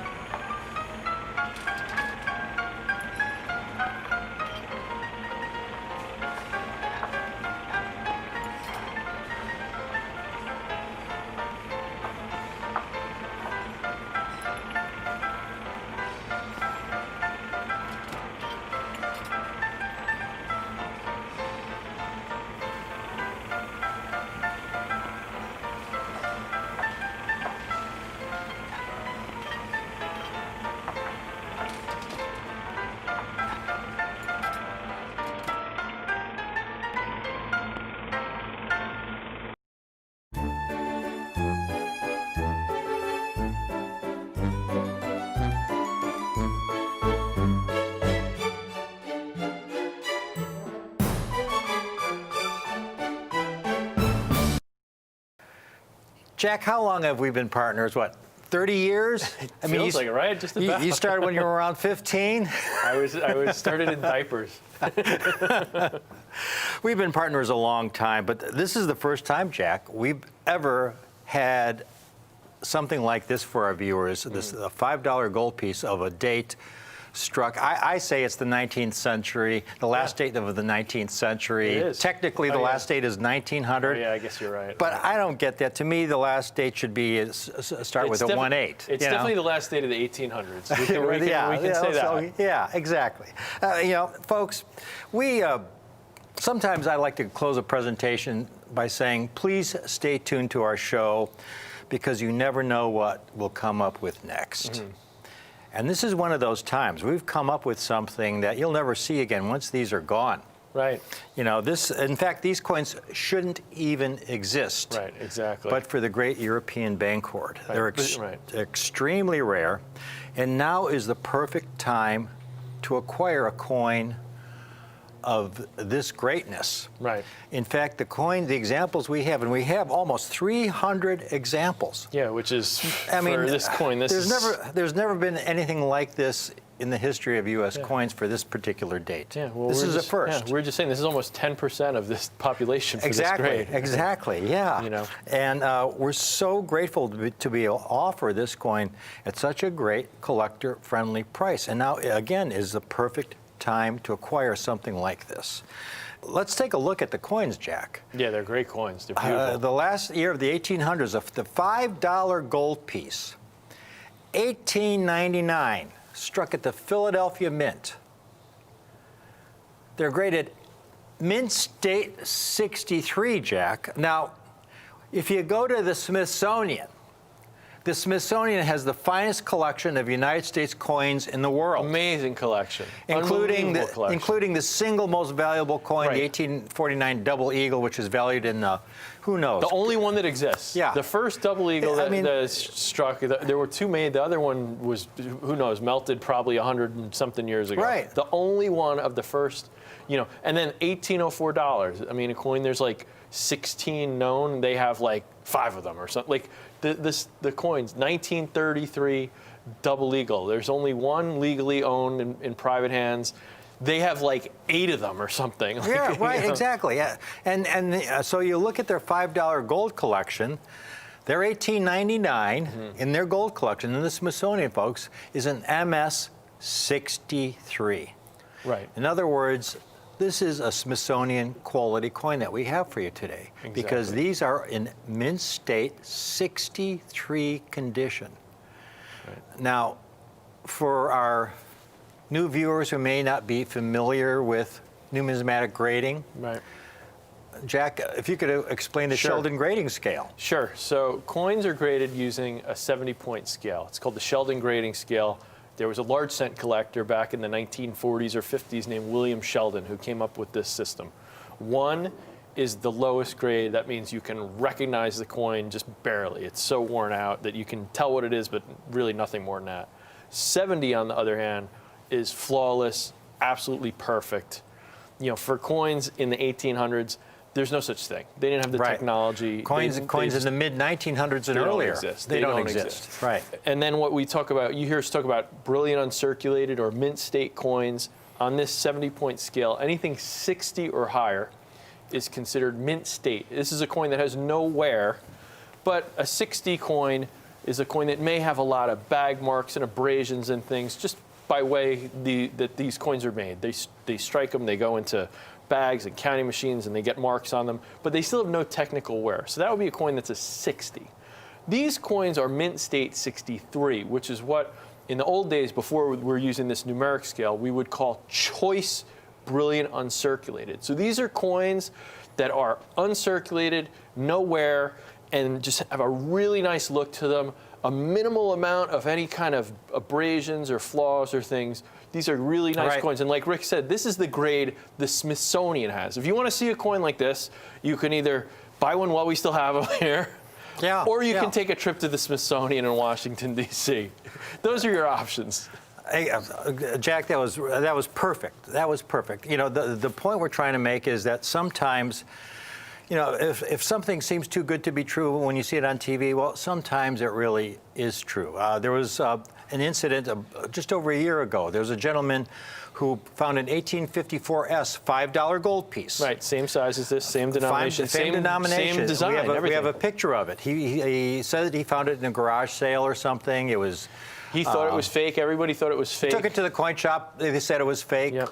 He sent it to NGC, and the coin came back. It was the real deal. Extra fine 45. It was the real deal. Yeah, I think the fourth one known. Yeah, so he took that coin, put it in an auction, sold for over $2 million. Some things that seem too good to be true really are true. Now, these 1899 Ps in this condition, folks, are among the finest known. When you look at all the $5 gold pieces struck in the history of the U.S. Mint, they struck almost 75 million examples. And this is a long series, the Liberty Head series. Yeah. You know, you're talking about the Liberty Head half eagle, $5 gold piece. Right. 1839 to 1908, 70 years. Yeah. A long series, and on top of it, you've got all these different mints: Philadelphia, San Francisco, Carson City, New Orleans. This is a big series of coins. Right, you know, right. over 100 coins easily, well over. But still a pretty low number struck and a really low number that survived. Yeah, most importantly, because the Mint struck anything from a $1 gold piece to the largest denomination we call the Double Eagle, a $20 gold piece. But the thing is, those largest denominations, the $20 gold piece and the $10 gold piece, those were mainly used in the banking system. Right, because that was a lot of money back the then. average citizen in 1900 could, I mean, they were making, you know what, $5 a day if they were lucky. Right. And here you had a $5 gold piece, so that was something the average citizen could have in their pocket, a $5 gold piece or a $2.50 gold Right. piece. 10 or 20s were mainly used in the banking system. So these were heavily used, these $5 gold pieces, for commerce. Right, these were So probably the great majority most used, went into Yeah, I was circulation. going to say, these are probably the most used denomination. You know, this is the kind of coin you'd use to buy your groceries Yeah. or buy things you needed for your home or something like this. Like you said, the 20s were used, you know, for bigger business bank transactions. These were used all day long by the common folk, you know? These were Now- like everyday person's coins. Exactly. And you look at the total numbers struck in the history of that series. About 75 million coins from 1839 to 1908, graded by PCGS in uncirculated condition. In other words, coins that never went into circulation. Right. They're extremely rare. From MS60 on up, about 1/5 of 1% have survived in uncirculated condition. Right. That's incredible. And what we have today are MS63s, Jack. MS63s. And for the entire series, that's 0.05%. What is that? You had the number. I was doing the math. I had to Yeah. sit there with my calculator because I was like, wow, that's a tiny amount. That's like 1 in 200. And then I realized, oh, that's not right. I had to recheck it. That's like 1 in every 2,000 coins only. I mean, 1 in every 2,000 exactly. That is such a tiny, minute fraction of these coins that survive in this grade. And now we opened up by saying these coins shouldn't exist but for the great European bank hoard. Right. The only reason these exist in the condition we have them in is because they had been stored in bags like you see here. This is one of the actual bags from the great European bank hoard. Right, these old canvas Since bags. the early 1930s. It's almost more like a burlap, those bags back then, yeah. This is one of our mementos Oh, yeah. when we It's a actually got trophy. one of the bags. Yep. Here's the story, folks, of the great European bank hoard. It really came about because of the Great Depression. It was economic devastation for our country, the likes of which this country hadn't seen probably since the Civil War. It was, I mean, the unemployment brutal. rate was 20 to 30%. And then you had the fact that there were bank failures. In 1933 alone, it was estimated that there were approximately 4,000 bank failures. Yeah, and there's no FDIC yet. Exactly. There's no federal deposit insurance. Your money wasn't guaranteed. Right. So you could have your life savings, 20, 30 years of your life savings, your nest egg for your retirement. And you go to the bank the next day and you were wiped out. Right, the bank's closed. You There's were nothing wiped out. there. It was catastrophic. So there were a lot of citizens who had their money in banks that had not yet failed, who began to pull their money out of the banks.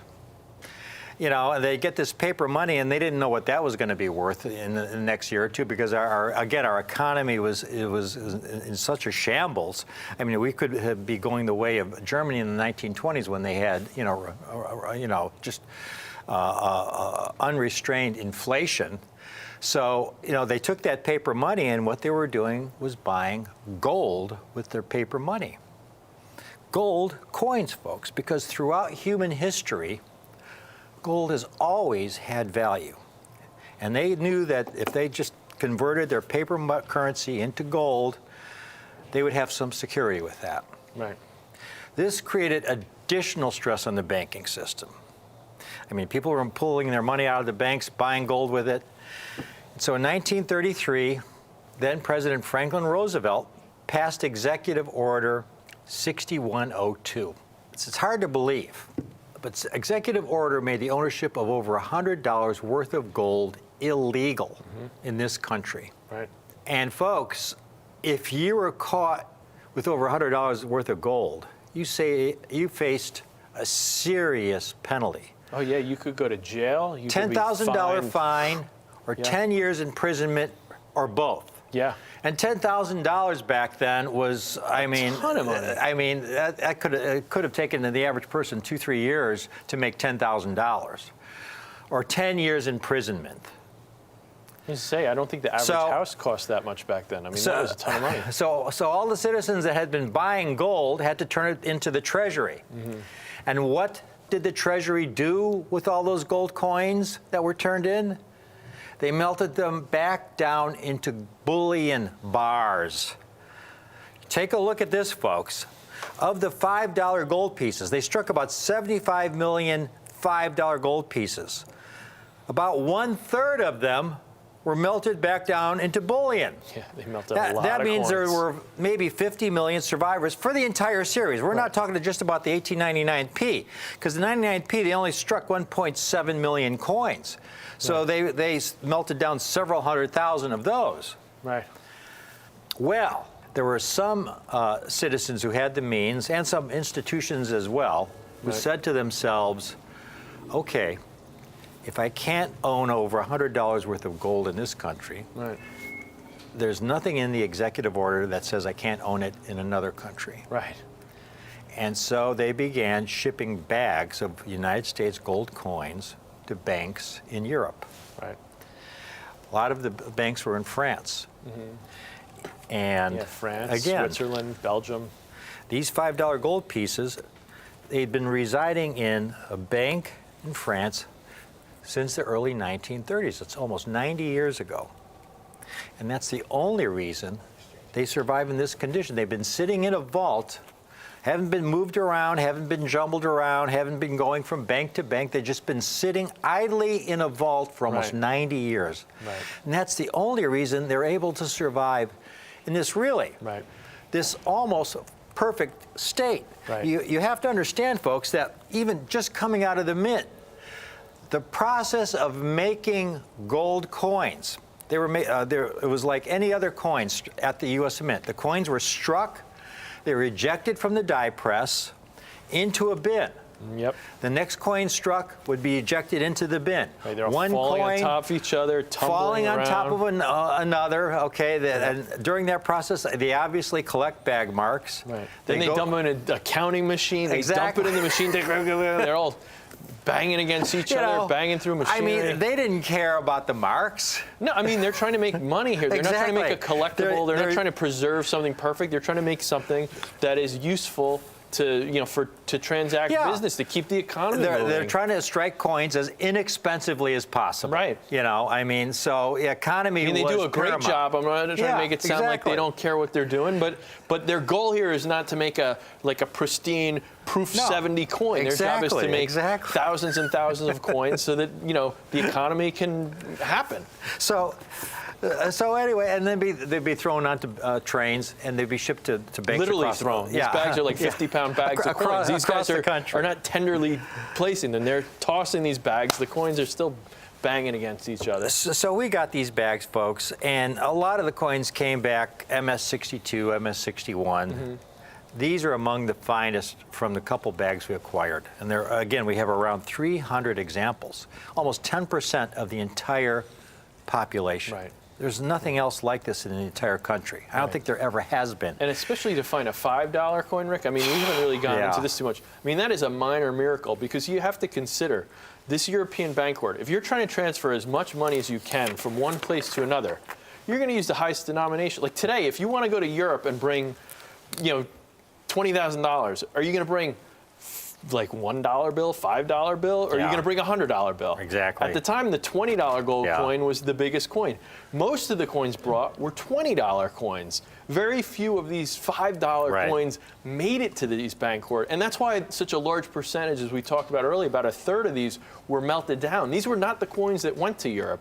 And then on top of it, the coins that stayed here were coins that had circulated. The coins that people saved in this, that somehow didn't make it back to the government, or didn't make it to Europe. The ones that survived were all worn out. These were That's coins right. that were That's used right. over and over and over. Folks, MS-63 is a really choice uncirculated specimen. It means it has very, very minimal number of bag marks.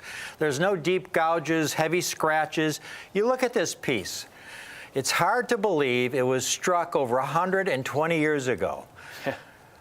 The last year of the 1800s. I mean, just from that standpoint, this is not just a historic treasure, folks, a numismatic treasure, it's a national treasure. This is when our country struck gold coins for commerce. Because after 1933, Jack, they didn't strike any more gold coins for commerce. No, we don't even strike silver coins anymore, right? That's right, exactly. Not for commerce, yeah. And you look at this specimen, Mint State 63. It's absolutely gorgeous, uncirculated, among the finest examples from the bag, equal to the Smithsonian specimen. You look at the strike, all of the hair details, all the detail in her crown where it says Liberty, all the little denticles, which are those little ridges around the encircle the whole coin, and the rim. The stars, you can see all the kind of differentiation, all Now- the little details. Folks, here's why we're telling you that this is, I rarely say this, Jack, but a must-buy moment in time. There was an article that came out in a coin publication. Is it time for a new perspective on generic gold? Now, by generic gold, they're talking about the most common gold, This is not common gold. This is very rare gold. You're talking about a $5 gold piece in Mint State 63 condition. But the crux of the article, and this is something we've been saying on our shows now for the last few years, this is such a once-in-a-lifetime opportunity to buy rare United States gold. Here's the key sentence in the article. There has not been a time in recent memory when pre-1933 gold coins were obtainable for so little over spot. And by that, what they mean is, I recall in my own experience, I had a common date gold double eagle. At that time, this was about 20 years ago, gold was about $350 to $400 an ounce. Right. And I remember selling it to another dealer for around $3,500, about 10 times the gold value. And now we have gold coins like this. Gold is close to $2,000 an ounce. Right. There is almost a quarter of an ounce of gold in this coin. That's almost $500 worth of gold. Right. 10 times the gold value would be around $5,000. Right. And here we have these coins today, folks. Again, this is the perfect grade for this coin, folks. MS63, you're talking about a really choice uncirculated specimen. Because if you go to one of the highest grades, 6-7, that's among the finest known. You're talking about a coin that'll sell for $30,000, $40,000, $50,000. Right. There's an example that's sold in auction. You know, a dealer quite likely bought that coin for his own client, and he might have resold it for $38,000 or $40,000. Right. Our goal is to get you as much numismatic bang as possible for your buck. And so here we have these extremely rare $5 gold pieces, an MS63. And again, at another point in time previously, the gold premium would have been 10 times the value of the coin. And we've got these coins for about twice the value of the gold, Jack. Right. Folks, here we have these rare gold coins. They're not $49.95 or $39.95 or $29.95. Now, $19.95 would be a really good price. Here's one that sold in auction in an MS63 for $19.55. Now, again, that could have been a dealer that acquired that coin for a client, because a lot of times in these auctions, the gold coins are acquired by other dealers to sell to their clients. So, but we don't know. It could have been a collector. But, you know, $19.55 is about where these coins are at. Yeah, that's a great price. $14.95, folks, would be a price that I would never have believed possible. Right. I mean, that would be an exceptional value. However, our policy from day one, Jack, and the key to our success, you folks, first of all, are the key to our success. Because when we get a great deal like this and pass it on to you, you respond in such a way that we sell out, and we're then able to use that to turn it over and buy the next great deal. And so we get some opportunities where when we buy the entire deal, we get the lowest possible price. Right.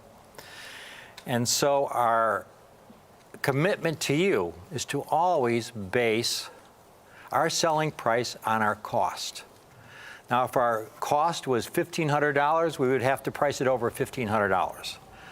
But our price was so low, again, we're passing our good fortune on to you today.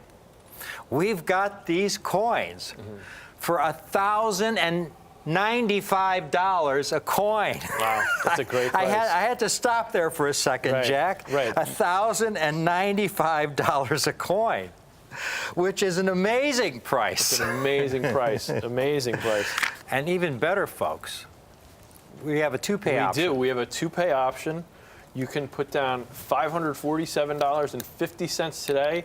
We'll keep one of these coins locked in our vault for you, safe and secure. 30 days later, you make the second payment, coin is yours. It is the most easy and affordable way to add a coin that otherwise you'd have to go to the Smithsonian to see one of these. The easiest way to add a coin to your collection, just two payments of $547.50. I mean, what's better than that, Rick? The last time, Jack, that we had something like this, where we had in the area of 300 coins, the response was so extraordinary. We sold out in around a week. Right. So we have these at a price that we didn't think would be possible. Right. Normally in this market, I mean, gold is very, very hot. Normally in 1899p, we would have to pay considerably more. Best case scenario, we figured we'd have to sell these coins for around $14.95. Yeah, I was hopeful of that. I mean, we saw that auction record at $19.55. I was thinking, you know, under $2,000 is going to be great, but hopefully more around $1,500 price, you know, something like that. Exactly. But again, these are those coins that should not exist, but for the Great European Bank Hoard. We acquired the entire deal. Again, the Great European Bank Hoard, this is one of the bags from that hoard. Now, not these specific coins, but this is from that hoard. And we bought the entire deal of 1899p's. And these are among the finest examples from those bags, because a lot of the others, graded MS62, MS61, had a lot more bag marks, and these were among the finest known. Smithsonian quality, Jack. Right. Again, the Smithsonian, if you've just tuned in, has the greatest collection of United States coins in the world. Yeah. And if you look at their gold collection, their gold collection is, again, unrivaled. And the 1899p $5 gold piece in the Smithsonian is an MS-63. You're getting Smithsonian quality, and you're getting it for only $1,095. It's about a quarter ounce of gold, and gold is almost $2,000 an ounce. Never has there been a time in history when you could get so much gold coin, a rare gold coin, for such a small premium over the value of the gold, folks. It's the best of both worlds. Right. You're getting the bullion value, so if gold goes up, it's a plus. But then you're getting this incredible numismatic rarity. It's such a national treasure. This is a kind of coin you want to pass on to your kids and your grandkids. Keep in the family. Because these are the kind of coins that are absolutely irreplaceable. These are of such a vintage from an earlier time in our country's history, Jack. Right. And they're just beautiful. I love the size of this coin, just kind of the way the art fits in the middle, like the eagle, the way it sits in this size of this coin compared to like the double eagle even. There's less fields, and that eagle just really kind of fills out that reverse. Look at this, folks. Struck in 1899, dumped into bags, you know, I mean, thrown on the trains. How it could survive like this, and this is why they're so rare. PCGS is only certified in just uncirculated condition. That means mint state 60, which would be a lot, the baggiest example, 61, 62, all grades, only 1/5 of 1% has survived in uncirculated condition of the total mintage from 1839 to 1908, folks. And then when you get to the MS-63s, you're talking about, what is it, 1/20th of 1%? 1/20th. 0.05. 1/20th of 1% of all the $5 gold pieces struck have qualified for MS-63 at PCGS. Right. To put it in another way, folks, if these came in, say, bags of 500, you'd need 4 bags to get one MS-63 condition. Wow. I mean, that's how rare the coin is. That's interesting. I'm Yeah. glad you put it that way, because that really puts an image in my head of how many coins you have to This go is through one to of the find one of these. great $5 gold pieces struck, and it struck in 1899. The last year in the 1800s at the old Philadelphia Mint, folks. I hope you can take advantage of it. This is one of those times, Jack, where, you know, we love to do these presentations where we get to offer something that we know that is going to be so good for all our clients out there. Oh yeah, And, this you is know, just a great opportunity. They're just beautiful coins. Again, Smithsonian quality coins. I mean, the Smithsonian coin collection is literally a national treasure. These coins are national treasures. These coins are on par with the Smithsonian. You know, the place that has Abe Lincoln's top hat, like the, you know, That's right. the kind of things in the Smithsonian, and this is on par with the coins in the Smithsonian. Folks, we know our gold. My client has the #1 ranked proofed $20 gold collection in the NGC registry, okay? We know our gold here at Rare Collectibles TV. We have placed some of the finest gold over the last several years. And we can, you know, to have something like this, again, we've got a lot of folks calling in. We have to end it here. This is truly a privilege. You won't find anything like this anywhere else on TV. You won't find this at your local coin shop or your local coin show. I don't think anything like this has ever been offered in the history of Coin TV, Jack. Right? No, not that I can imagine. We enjoy this, folks, so much when we know we have something so special for you folks watching, our viewers, to be able to offer rare United States coins like we have for you today at this collector-friendly price. Hey, folks, we're the Coin Guys. I'm Rick. I'm Jack. Thanks for watching.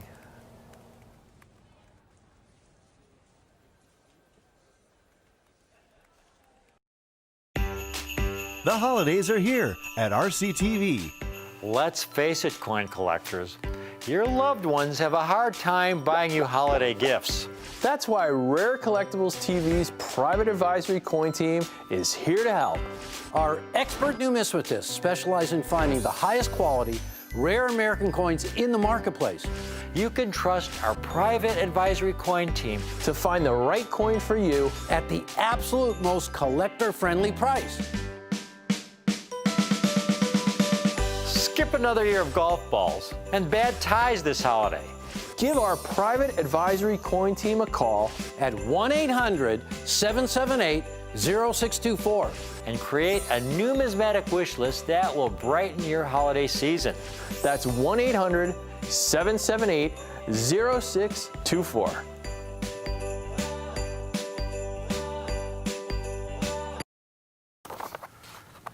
Hello, everyone. Hello, fellow collectors. Welcome to Rick's U.S. Coin Show. Rick here along with my sidekick, Caitlin Tamaska. Hi. We've got a cool set for you today, folks. Right on the heels, media release just out from Dennis Tucker, the publisher, Whitman Publishing, announcing my next book coming out on Franklin and Kennedy half dollars. Very exciting. Groundbreaking research leads to new Rick Tamaska book on Franklin and Kennedy half dollars by Dennis Tucker. And it's in the final stages, folks. We're doing the redlining, final edits, et cetera, et cetera. So it is getting very, very close to printing time. So expect it any week now. Today, speaking of Franklin and Kennedy half dollars, I've got a incredible, beautiful set of Franklin half dollars in proof condition from 1955 to 1963. And I've got Caitlin here with me because she has so much experience. Caitlin, you've gone on buying trips where you go through literally thousands and thousands of an original unsearched Franklin sets from that era. Yes.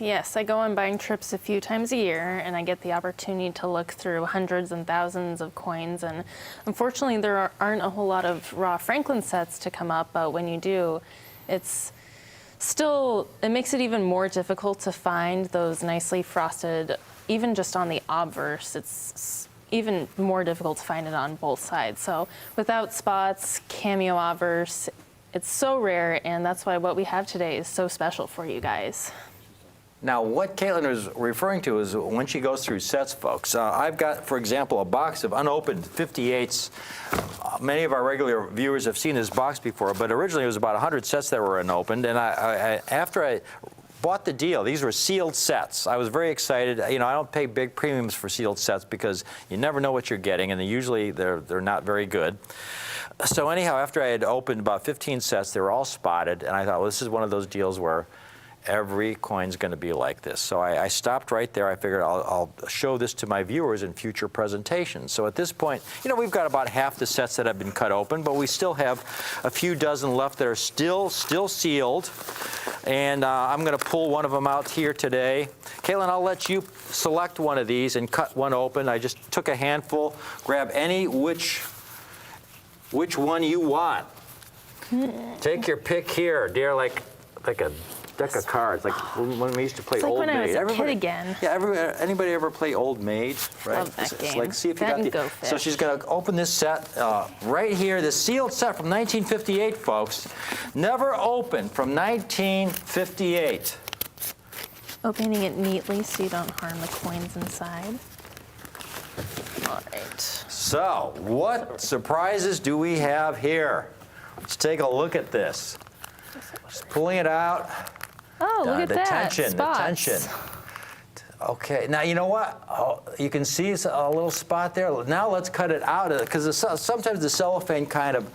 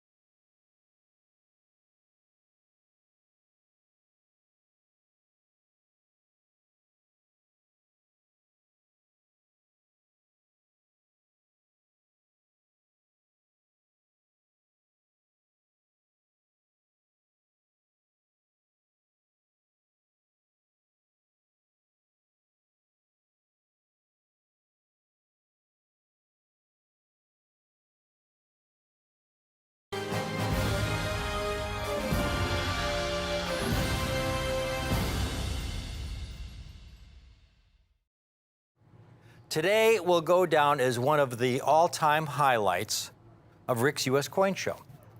I will go even further. It will go down as one of the all-time great rare coin offerings in the history of coin TV, folks. And that goes back over 30 years. This is truly a momentous occasion. Never been offered. They are uncirculated, mint state gold double eagles. Gold double eagles, the largest gold coin ever struck for commerce by the U.S. Mint, with virtually a full ounce of gold. I have offered some great rare date gold double eagles in the past, many of which were superior to the examples in the Smithsonian. And the Smithsonian is the home to the greatest collection of United States coins in the world. But these particular gold double eagles, folks, in the quantity I have them, are the rarest gold double eagles I have ever been able to offer in the history of my show. And they are in exceptional uncirculated condition. Over the centuries, the Mint has struck gold coins in many different sizes and denominations. And here's a chart that shows the different sizes of gold coins that the U.S. Mint struck from the late 1700s through 1933.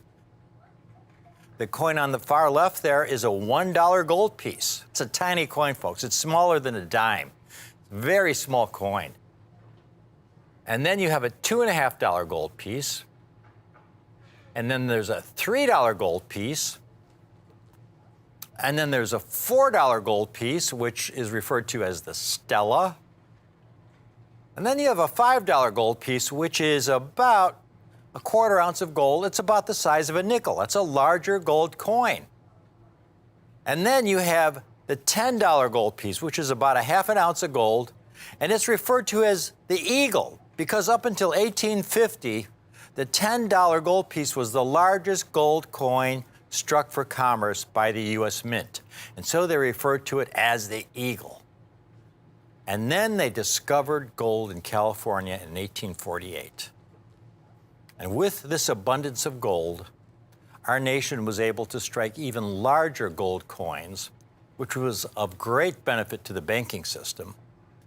And this larger gold coin was twice the size of the Eagle, with virtually an ounce of gold. And so they referred to it as the double eagle. They only struck 2 examples as specimens in 1849. There was only one survivor. It's in the Smithsonian.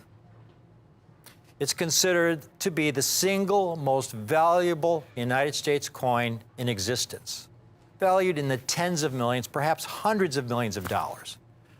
You really can't put a value on the coin. It's priceless.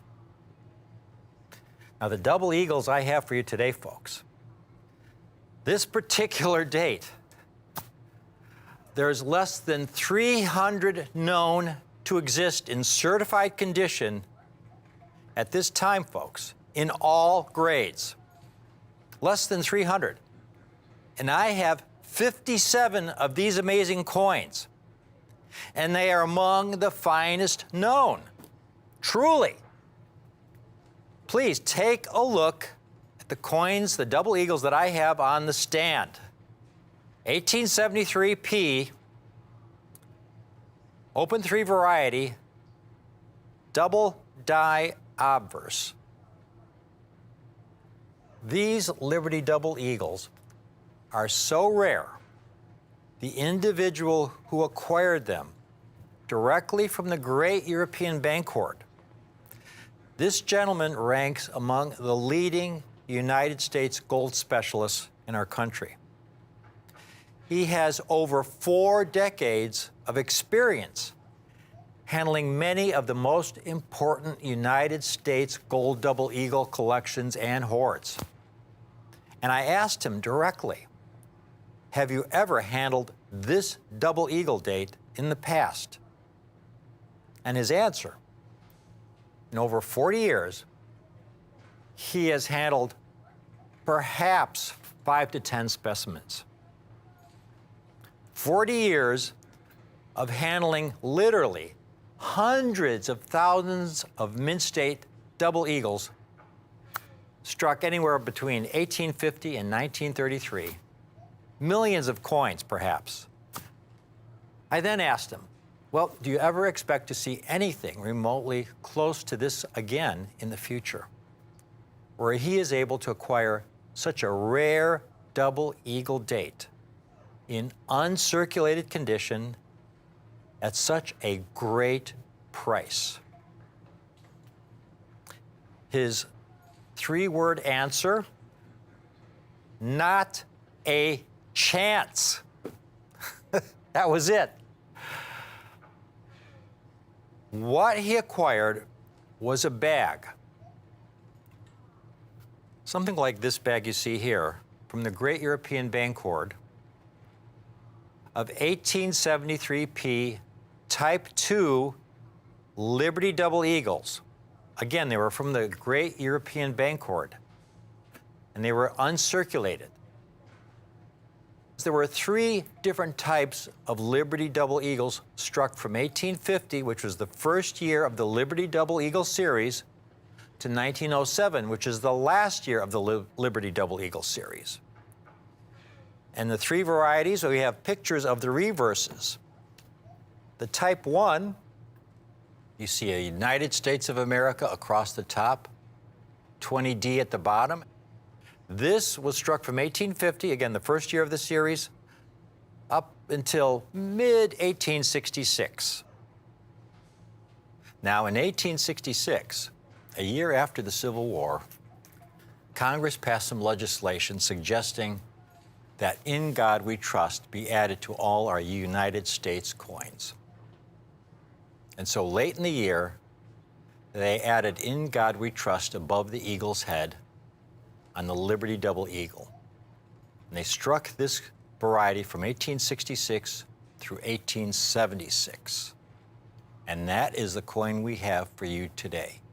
And there is one of the coins, as you see it, "In God We Trust" above. This is the Type II variety, struck for only 10 years. And then in 1877, they made one final change. Instead of 20D at the bottom, they stamped out $20. And that was from 1877 until the end of the series, 1907. By far, when you find Liberty Double Eagles, they're almost always the Type III variety. Far more common than any of either the Type I or the Type II. Probably about 97% of all the Liberty Double Eagles you'll ever see are going to be the Type III. Take a look at this, folks. I've got the three Liberty Double Eagle varieties. I also have the St. Gaudens. And the total population is graded by PCGS in MS65 condition. MS65 is gem condition, which is a top grade. And you can see there, St. Gaudens is by far the easiest double eagle to acquire in MS65 condition. It's a very rare coin in that condition because it's only 147,000 coins for the entire series. But then you look at the Liberty Double Eagles, and you could see, again, the Type III variety, 7,500 coins. And that's out of tens of millions struck, folks. But you look at the total, by far the rarest is the Type II, only 3 examples certified in 6.5 condition. In other words, the Type II Liberty Double Eagle is by far the rarest double eagle in high grade, mint state condition. Now, this particular specialist, this individual, when he acquired this bag, to his great surprise, when the bag was delivered and the coins inspected, they were gorgeous mint state specimens, extremely high grade for a Type II Liberty Double Eagle, and among the finest known of the 1873P. But mixed in the bag were several dozen specimens of an extremely rare, major variety of the 1873P. The 1873P double die obverse. Now, before I go any further, you're probably wondering exactly what is the 1873P double die obverse Liberty Double Eagle? Well, the double die obverse refers to a major mint error in the creation of the die used to strike these coins. It's very rare for any series. Now, to understand what causes a double die obverse, you first have to understand how they made the dies in the first place to strike these coins. Here's a picture of the steel cones that would eventually be used to make the dies striking United States coins. Here's a picture of a working hub that was made from a master die, and this working hub was used to strike these steel cones in the eventual creation of the obverse and reverse of a coin. And this is a process the mints used since the early 1800s. Now, during this era, in order to create a working die, these steel cones required at least 2 strikes. Now, after the first strike, what they typically did back then, after the first strike, was to remove the steel cone after it was struck once and reheat the steel cone to soften the metal, and then put the steel cone back in place and then strike it a second time to create that deepest possible impression.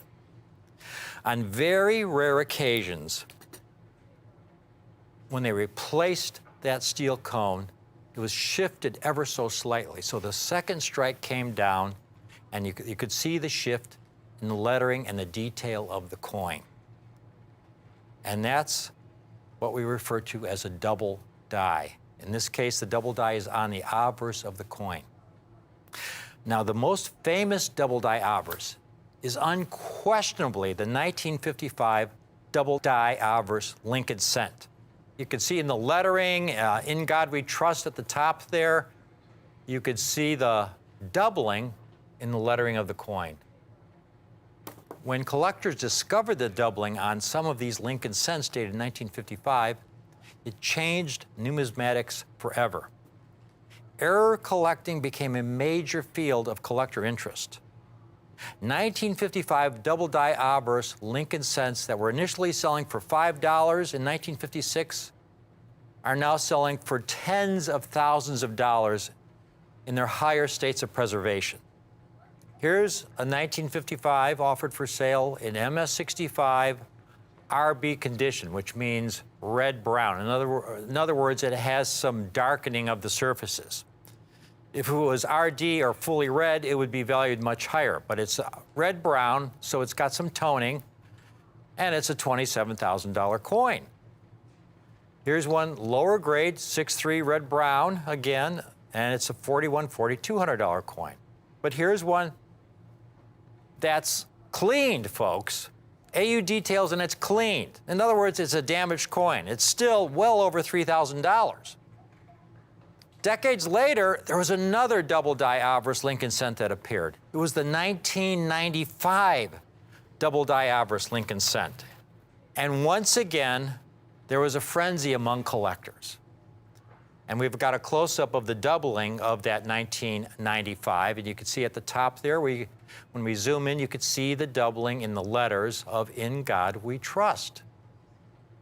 Now, this 1995, being more recently struck, there were original rolls that surfaced, and finer examples can sell for $1,000 and more. Now, in a minute, folks, I'm going to show you a blow-up picture of the double die obverse 1873 Liberty Double Eagle. But before I do, I want to show you a chart that details how rare this coin is compared to those Lincoln cents you just saw comparables of. Take a look at this. 1955p, very rare coin, total certified by PCGS in all grades, almost 5,400 coins. In high-grade condition, 6.4 red, 6.5 red, they're extremely rare. But you saw that even AU examples, circulated examples, sell for $3,000, $4,000, $5,000.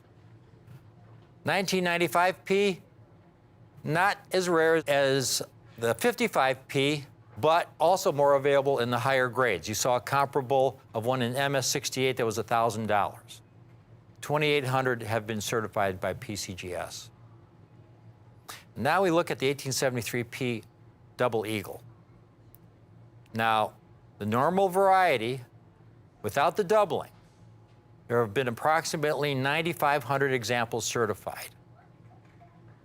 But the double eye obverse, folks, 205 coins. 205 coins certified by PCGS. And it doesn't even exist in MS64 and higher condition. And we have MS62s today. This 1873p Liberty Double Eagle, the double die obverse, ranks among the rarest double dies known. Of the approximately 150 different dates and mint marks in the entire Liberty Double Eagle series, again, struck from 1850 to 1907, there is only one other date discovered by PCGS to have had any examples struck with this kind of minting error, and that date is the 1859S. Now, here's some blow-up pictures of the 1873p double die obverse. The doubling on the 1873p Liberty double die obverse could be found in her crown. We have a blow-up comparison of the letters in her crown, which Sasha will now show you, where we compared a normal variety to the double die obverse variety. In the picture on the right, we have the normal Liberty variety, and you can see the letters LIB there. And then the double die obverse, you can see the distinct doubling in the crown, in the letters and right above the crown there, where you see those second letters outlined in the LIB of Liberty. Now, it's a major variety, folks, because it's something you can see with your naked eye. It's really, really an obvious variety, and it is so rare. Now, for comparative purposes, here's a list of double eagles that I've been able to offer over the past several years to you folks watching today, our viewers. From the most common dates to some of the rarest dates. And these are graded by PCGS. And you can see there in the St. Gaudens series, the most common is the 1924p. Over 300,000 certified. And many of them are in 6.2, 6.4, 6.5 condition. Among the rarest dates, 1916S, only around 5,300 coins certified. Then when you get down to the Liberty double eagles, by far the most common is the 1904p, around 200,000 certified. I mean, when you find a Liberty double eagle, about 30% of the time it's going to be a 1904p. There isn't a close second. The second most common date is the 1900p, and it's a distant second. Now you get down to the 1857S, only 7,300 examples certified. 1,000 examples certified in 6.5 condition. But that is only because of the shipwreck SS Central America that went down off the Carolina coast in 1857 with a large shipment of those double eagles that were coming from the San Francisco Mint. And those coins were preserved in their original as-struck mint state condition. And then you get to the 1873p Type 2. Only around 9,400 examples graded, all grades, 2,300 in 6.2. And then the coin at the very bottom, the 73P Type 2, the double die obverse. All grades, folks. 205 coins. 205 coins, 113 of which are in MS-62 condition, and I have 57 of those coins today. Never has there been a gold double eagle in mint state condition this rare. Folks, this should easily be a five-figure coin. I have them while they last, while they're available. We only have 57 examples. Call in now. If you can swing more than one, get more than one. It doesn't get any better than this because I have these coins for $5,295. $5,295 to get a Liberty Double Eagle, incredibly rare, in mint state 62 condition with this double die obverse. The Smithsonian doesn't even have a specimen. This is truly a once-in-a-lifetime opportunity. Look at this specimen. I mean, this is incredible condition of such a rare coin. Now, you have to understand, again, a Liberty Double Eagle, very large, very heavy coin. The Liberty Double Eagle is actually about 10% smaller in diameter than a Morgan dollar, but it's about 25% heavier. And gold is a very soft metal. Most Liberty Double Eagles are heavily damaged. They're not even gradable. I have a specimen right here that's the last year of the series, a 1907. And this is typical quality. And you could see the deep gouge in the upper cheek of Liberty, among other deep cuts and abrasions over the coin. It's not even gradable. And this is the problem with Liberty Double Eagles, even if they have survived. And there are so few survivors from this early era of the Liberty Double Eagle series. The only reason these coins exist is because of the great European bank hoard. And never have we had a double eagle this rare in this quantity coming out of the great European bank hoard, especially at this price. Now, what is the great European bank hoard? Well, it really all started with the Great Depression. It was economic devastation in our country. In 1933 alone, it was estimated that there were approximately 4,000 bank failures. Now, back then, there was no federal deposit insurance. So if your bank failed, you weren't covered. Imagine going to the bank one day and you have 20 or 30 years of your life savings in that bank. And you go to the bank and it's shut down. It was a bank failure. You were wiped out. And this was happening to millions of Americans. Now, in response to that, Americans began to pull their money out of the banks. Those banks that were still solvent began to pull their money out and to buy gold coins. Because, you know, the paper money, the way the economy was at that time, who knows what condition our economy would be in the years ahead. So people were buying gold coins because gold always, throughout human history, has value across all cultures going back thousands and thousands of years.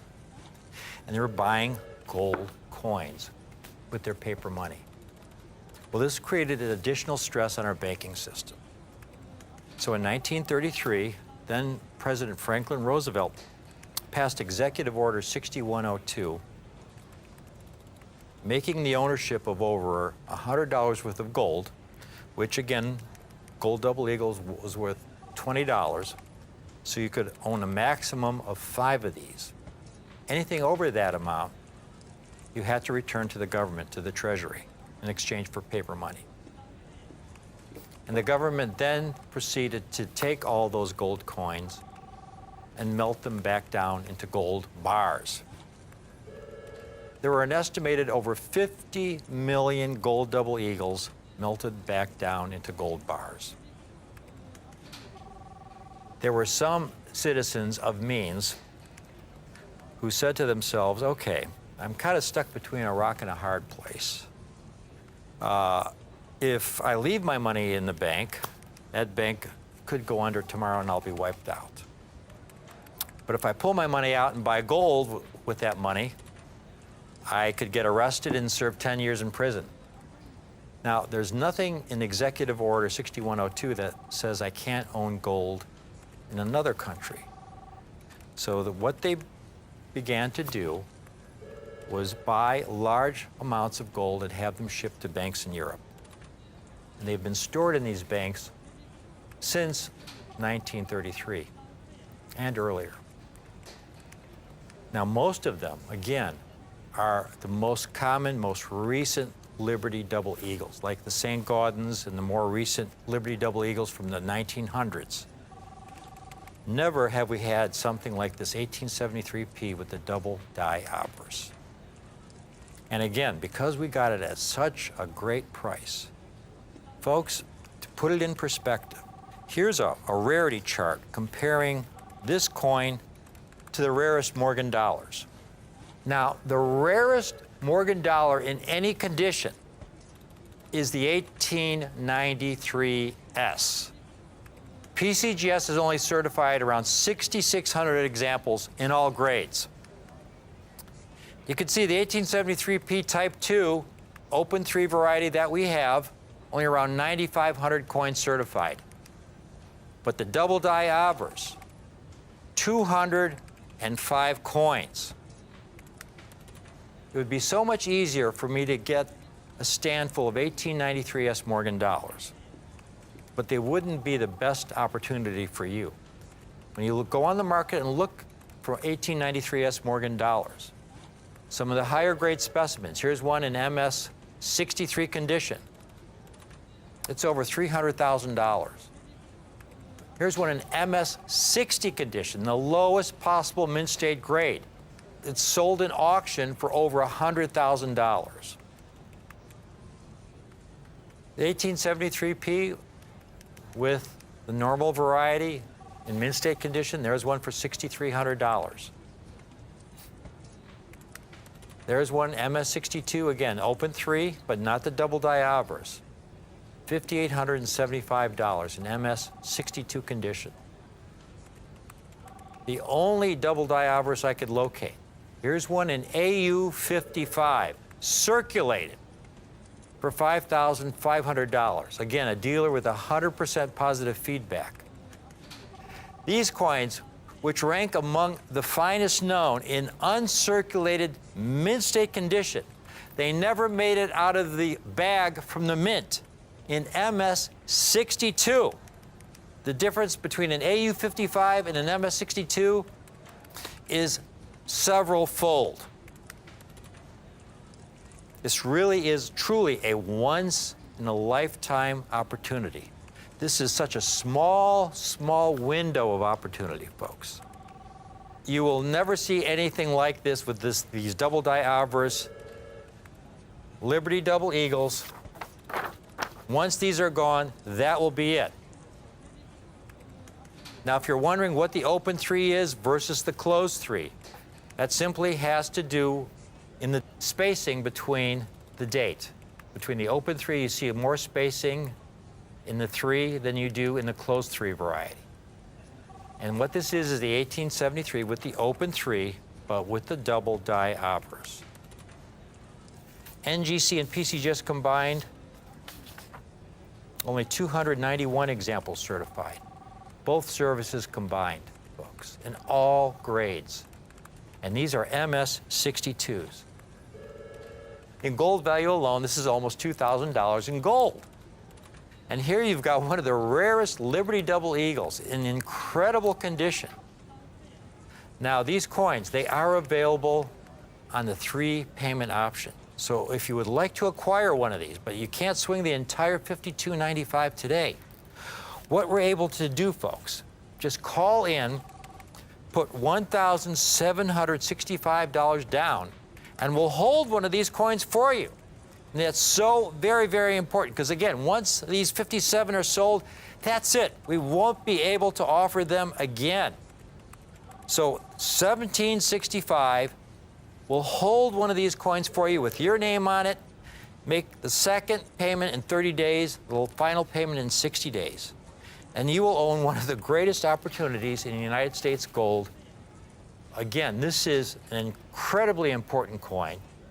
The major double die obverse, extremely rare for the Liberty Double Eagle. Fewer than 300 specimens certified condition known to exist. That's NGC and PCGS combined.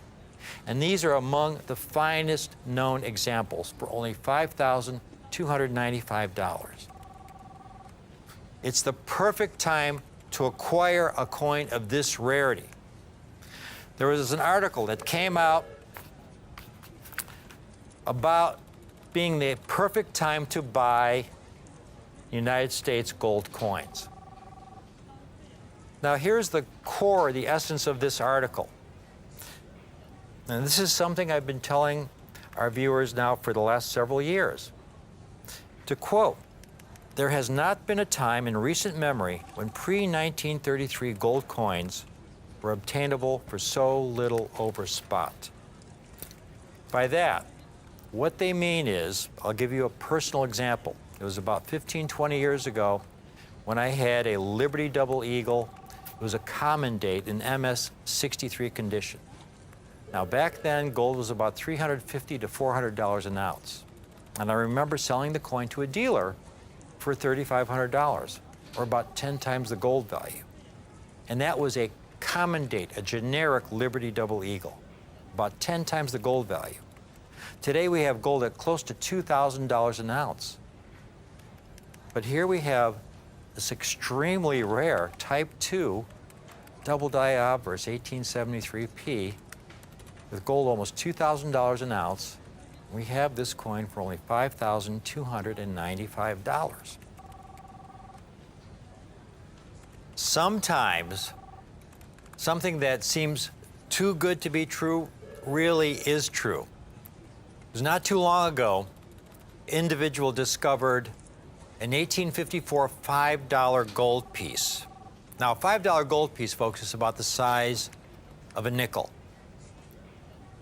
He took it to a coin shop and they told him, well, it was probably counterfeit. He sent it to NGC. NGC certified it as being genuine. Here's a picture of the coin. Again, it's about the size of a nickel. NGC graded the coin and it came back. It was the real deal. Extra fine 45. He put the coin in auction. And that coin sold for $2.1 million. Extremely rare. 1854S, $5 gold piece. Some things that seem too good to be true sometimes really are true. These 1873P Liberty Double Eagles, double die obverse, are the real deal, folks. This, folks, is as good as it gets, and I hope you take advantage of it. Thank you for watching.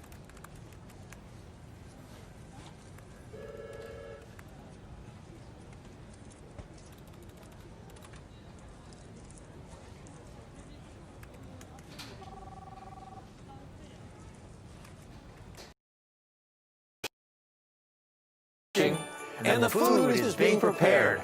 All of us at Rare Collectibles TV would like to wish you and your loved ones a safe and joyous time together. Happy holidays. Ladies and gentlemen, stop the presses, because this is an event. I got to tell you, the buyers at this company, Jack and Rick, have been really, really busy. They got a call about a great hoard of Morgan dollars. And you know the Morgan dollar, how can you go wrong collecting Morgan dollars? The most popular silver dollar ever issued anywhere in the world is the Morgan dollar. Classic beauty, timeless, a representation of an America that was really beginning to come into its own. First struck in 1878. We bought an unbelievable hoard of San Francisco struck Morgan dollars. The great thing about the San Francisco struck Morgan dollars is the way that Morgans were struck at San Francisco. The San Francisco struck Morgans are known above all the other mints as being the most stunning strikes, the greatest contrast, the most detail. The images jump off the face of the coin, both the obverse and the reverse. You've never seen Lady Liberty with so much detail as you do with San Francisco struck Morgan dollars. And the eagle on the reverse, classic, just amazing detail. That's what Morgan dollars from San Francisco are all about. So we bought a really, really big hoard of Morgan dollars, all of them from San Francisco. And in going through the coins, we decided that we would offer San Francisco struck Morgans from the very beginning, the first year, 1878. And we would offer the first few years of the coins. And this is where it gets really exciting. Because if you've never bought a Morgan dollar before, if you never collected a Morgan dollar before, you're not going to be able to pass this deal up. Let me just tell you, right now, in this deal, really beautiful coins. Take a look at what I'm talking about, because the price is going to be so incredible, you have to get the phone in your hand right now. 1878S, 1879S, 1880, 1881, and 1882. That's the universe right now. The first 5 San Francisco struck Morgan dollars, all in brilliant uncirculated condition. Not just regular uncirculated, brilliant uncirculated, a definite cut above. Something is really afoot with Morgan dollars, too, because the world of Morgan dollars is exploding. I'll show you that in a minute. I've been doing a lot of research about the great melts that took place in the 20th century. 20th century was a century where all the Morgan dollar melts happened, beginning in 1918 with the Pittman Act. And we talk about that all the time. But there were many more melts that occurred in the 19th century that involved millions and millions of Morgan dollars. So the most popular silver dollar in all the world turns out to be pretty darn tough to get in Mint State. And the world is catching on. Little history. 1878, the first Morgan dollar was issued. The reason for it was a few years earlier, there had been a discovery of silver in Nevada that eclipsed all discoveries of silver up to that point. It happened in 1859. People from all over the world came to try to strike it rich in the silver fields, what was known as the Comstock Mine, one of the largest mines ever.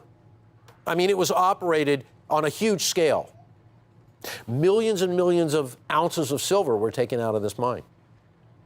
Congress agreed to pass a bill known as the Bland-Allison Act, mandating that millions of dollars worth of silver be purchased by the Treasury Department every month to be exclusively coined into this new silver dollar. This silver dollar, which was to make its debut in 1878.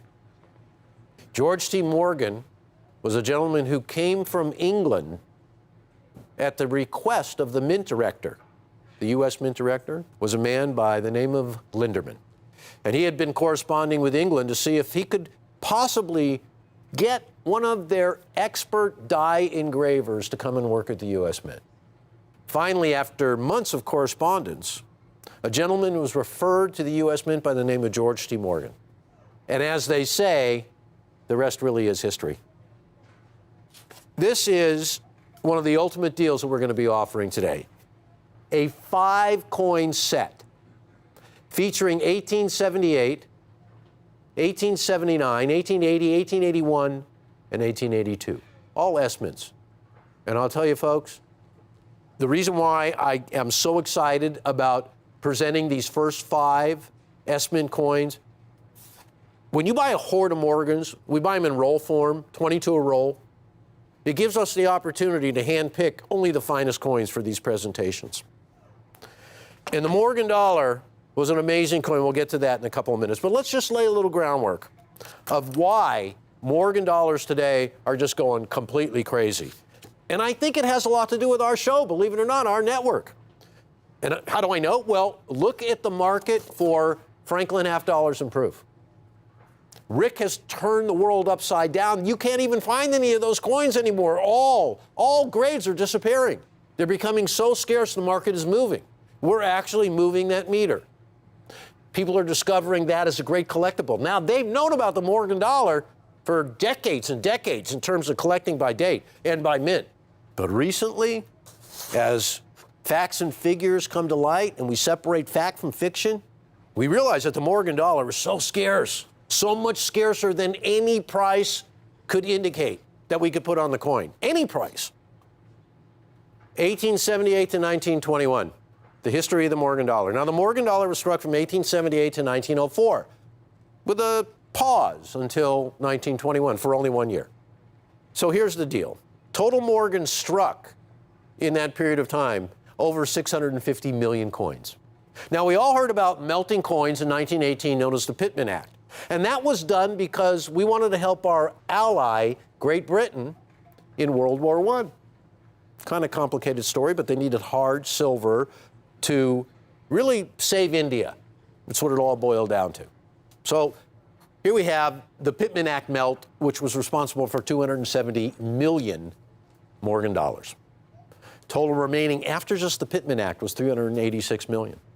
And then we get into terms of what really relates to collectors today. Total certified in uncirculated condition, mint state 60 to mint state 69. Now, when you consider that in mint state 69, I think there's about 15 coins total, certainly less than 20, that have ever been graded in a mint state 69 in a Morgan dollar. I mean, you could hold them all in your hand without any trouble. There are so few. So mint state 60 to 69, hardly any coins. Look at the percentage in mint state 60 to 69 of Morgan dollars, of hundreds of millions of coins that were struck, that exist in uncirculated condition. And take a look at the amount that have been graded. So it all boils down to 1%. 1%. That encompasses every date, every mint mark, every variety, all together just 1% will grade it uncirculated condition. Now, normally, I'll get into all my research before I give you the price on this, but this is really exciting. I got to tell you, we're going to be able to offer a single Morgan dollar, and the date we're going to offer is 1881S. And why? Well, over the decades, one thing all of us have learned is that one of the most beautiful representation of a San Francisco struck Morgan dollar is the 1881S. Man, did they get it right that year. I mean, it is just a thing of beauty. And if you have never owned a Morgan dollar before, well, you're not going to be able to resist this. And I'll tell you why. Because this Morgan dollar, 1881S, in brilliant uncirculated condition, you see it right there, full detail, nowhere, never once used in a commercial transaction, never used as money. In the same condition today as it was in 1881 when it was struck. $59. $59. Wow. So an individual Morgan dollar, $59. Now, this is no slider.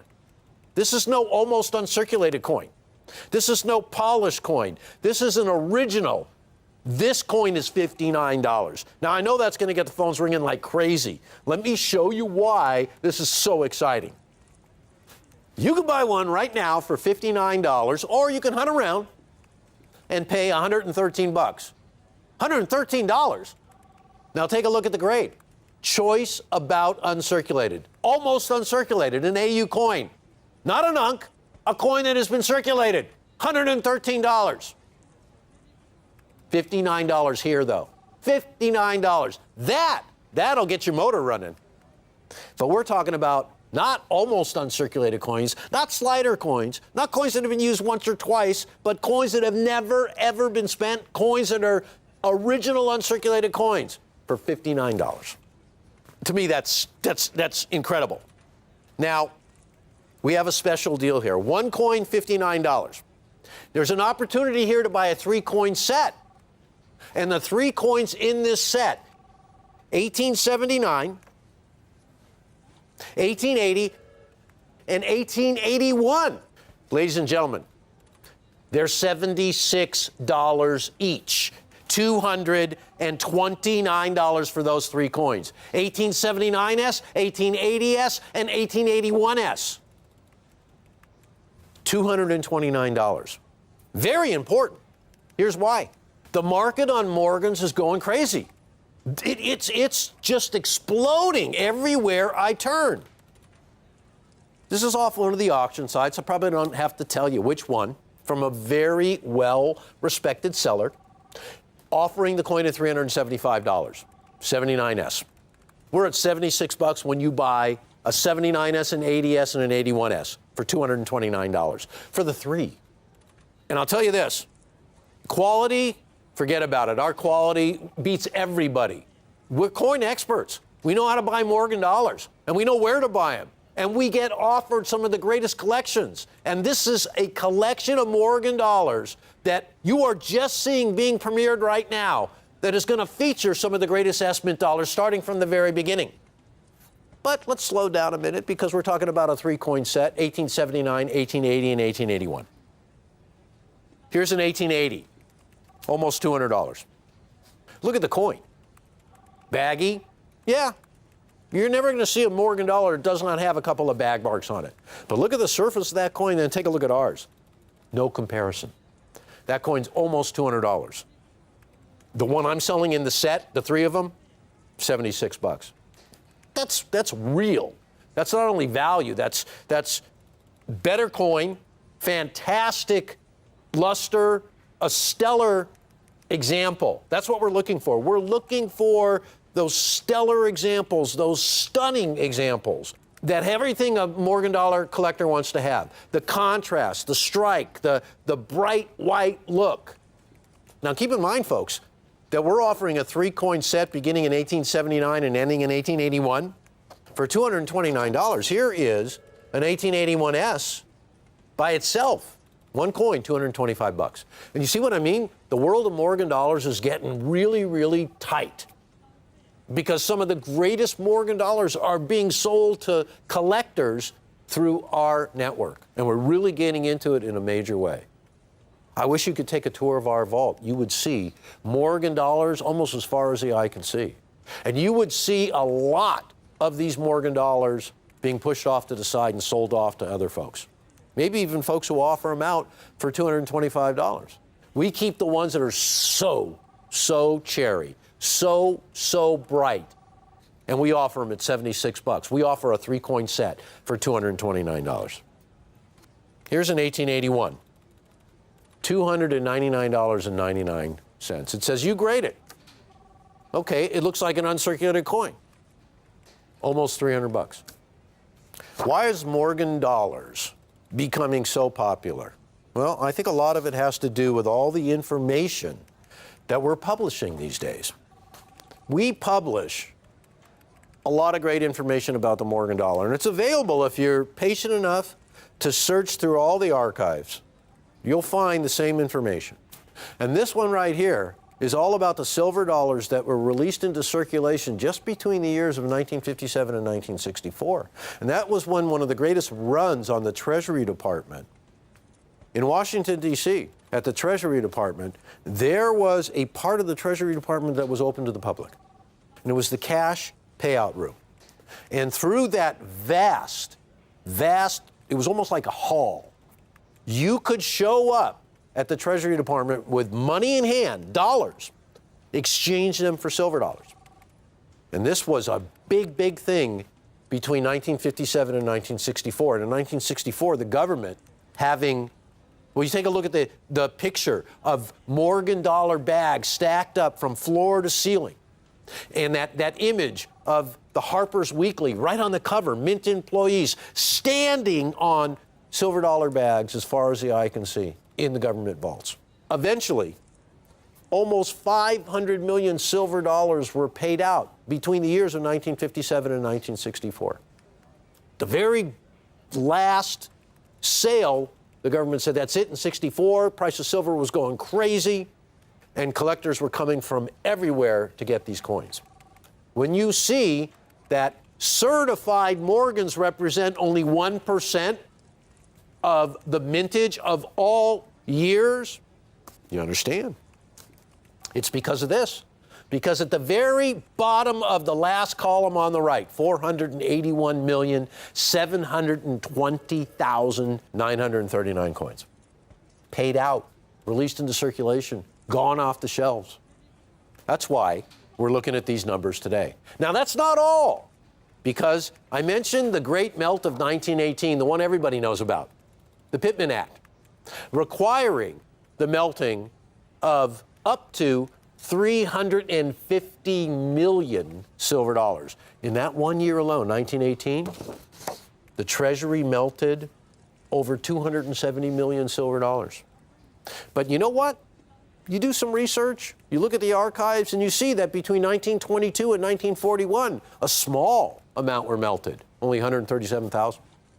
And then World War II. Between 1942 and 1944, the Silver Act, which also required, now the Silver Act for World War II was a little bit different than the Pittman Act. It wasn't for giving silver to our allies. It was for replacing tin and lead and other strategic metals for the war effort in everyday everything, in coins, in appliances, everything. General Electric at the time stated that every product they made during those war years had silver in it, where normally they had lead and tin. Those were really vital strategic materials for the war, zinc and lead, and they were replaced by silver.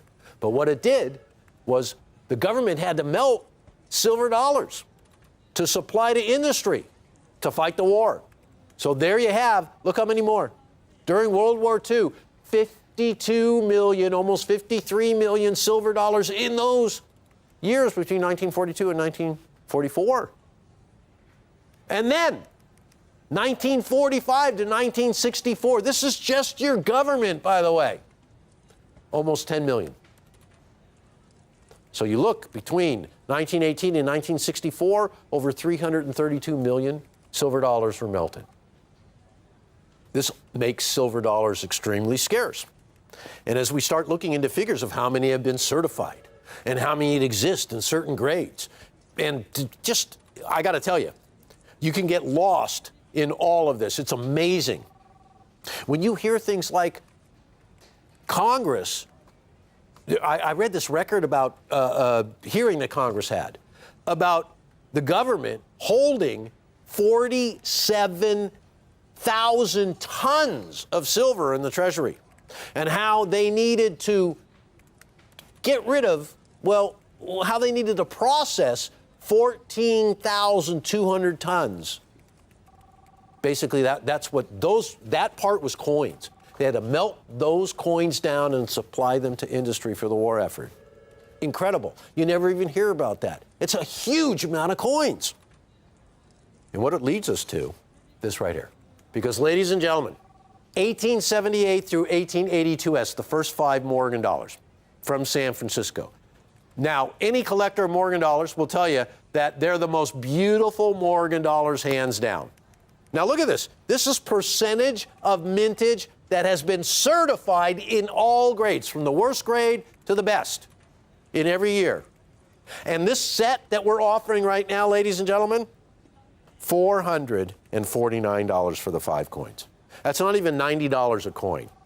And these are all fresh, hand-picked, just in. A big hoard was purchased by Jack and Rick, and these are amazing. I love Morgan dollars, and let me tell you, when you get an opportunity to sit down and look at fresh Morgan dollars that you just opened up the roll, and you look at these coins that are amazing, that have been put away for decades, you can see the excitement and the price. My goodness, this is really something. So take a look at how few of these coins in all grades have been certified. All grades. From the worst circulated grade, or the most worn coin, I should say, to the finest. And look at how they shake out. Every single year that we're offering. From the San Francisco Mint. The totals are eye-opening.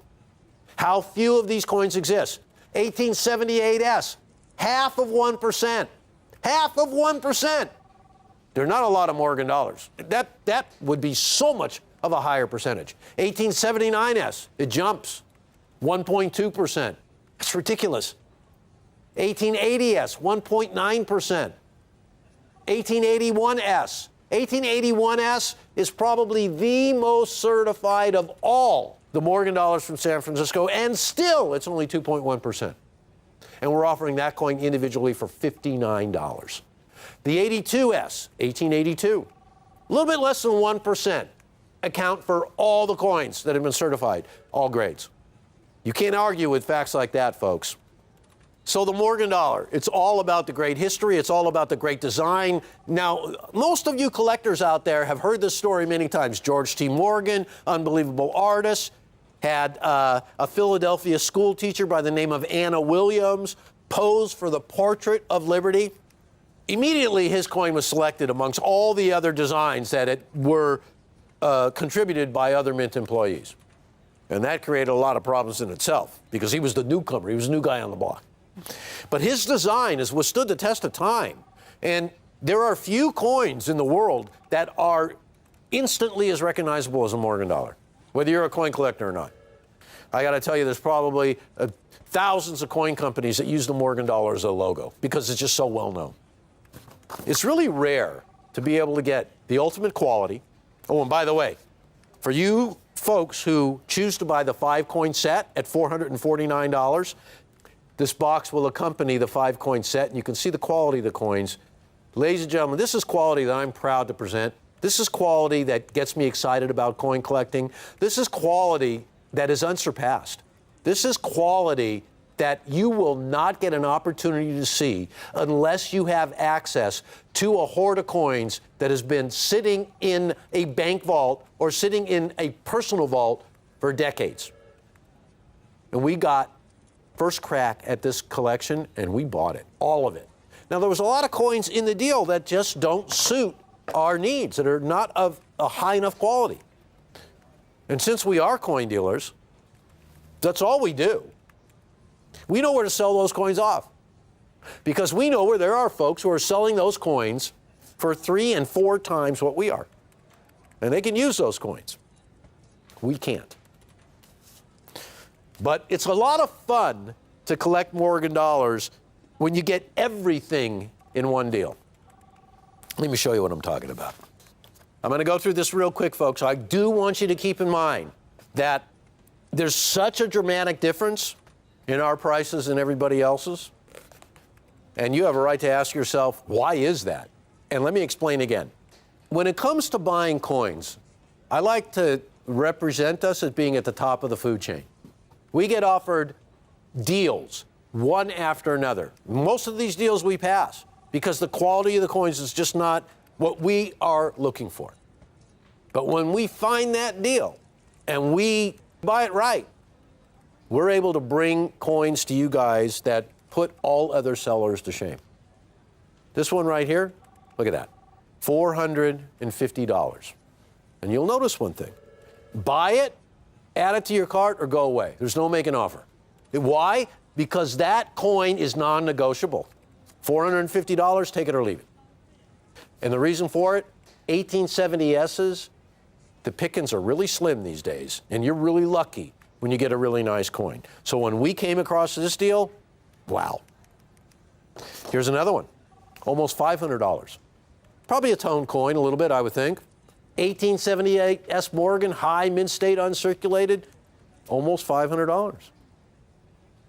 Look at this 1879, $375. 1880, almost $200. 1881, $225.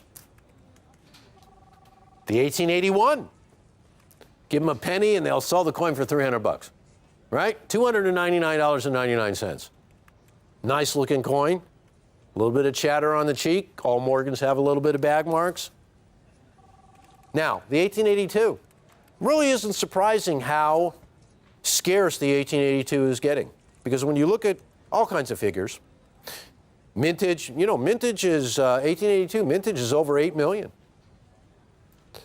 A lot of the coins got melted in all the melts. Did you know that during the 1970s, casinos in Nevada alone melted over 10 million Morgan dollars?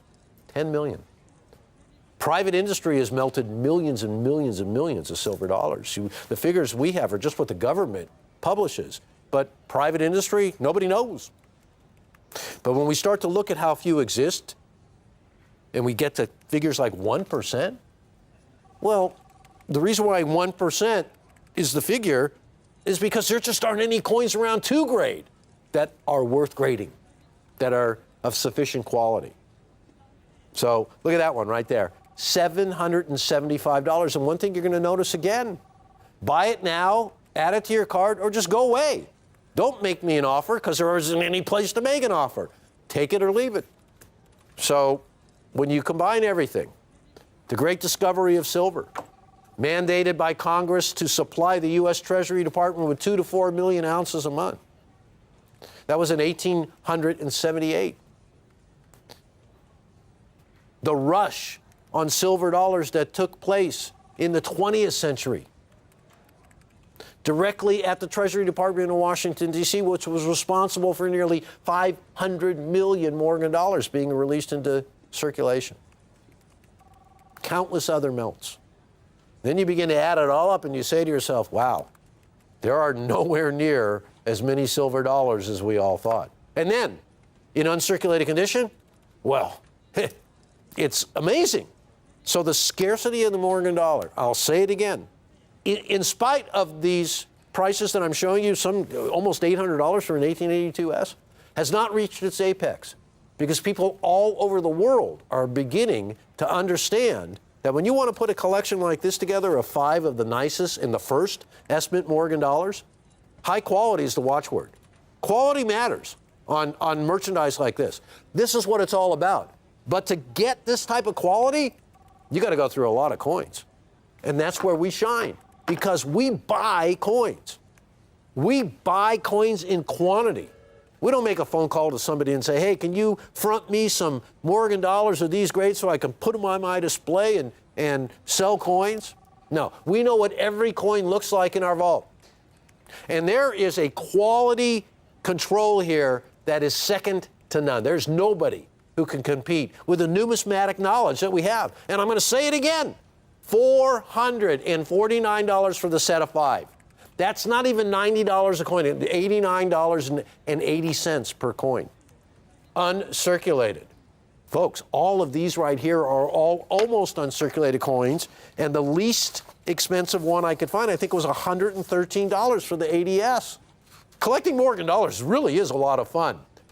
The most fun in coin collecting is when you find that great addition to your coin collection, and you open up that package, or maybe you're at a coin show and you see it, and the wow factor is the first thing that hits you. Because every one of our coins in our coin collection, when you show your coin collection to somebody else, you want that wow factor. It happens all the time with the Morgan dollar. This collection right here, everybody on the set, when I showed them this set, the wow factor everywhere. Because these are some of the most beautiful coins you're ever going to get an opportunity to own from the San Francisco Mint.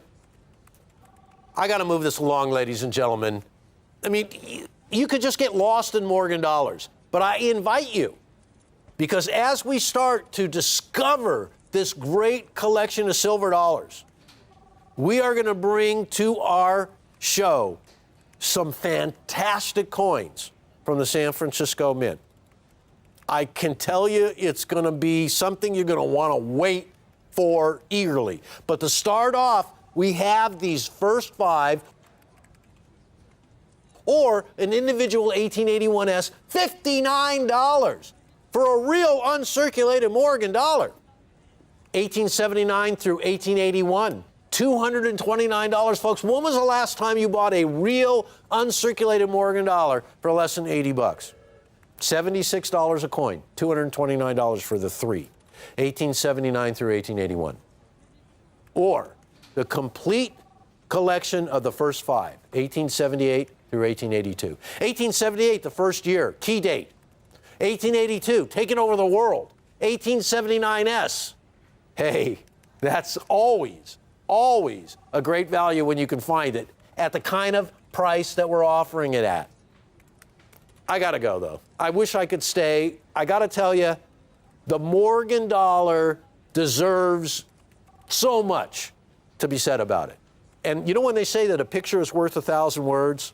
Just remember this one, okay? Remember this collection right here. Now you could choose just the 1881S for $59, or you could choose the 1879 through 1881, the 3 coins, for $229, or all 5, the 78 through 1882, all from San Francisco, for $449. And the 5 comes in the box that you see right here. And every coin, whether it be individual or the 3, comes in a capsule and a pouch. But if it's quality you're after, I can guarantee it. I want to thank you all for watching this presentation of Morgan Dollars. I want to invite you to stay tuned to Rare Collectibles TV, and I hope to see you soon. Thanks for watching.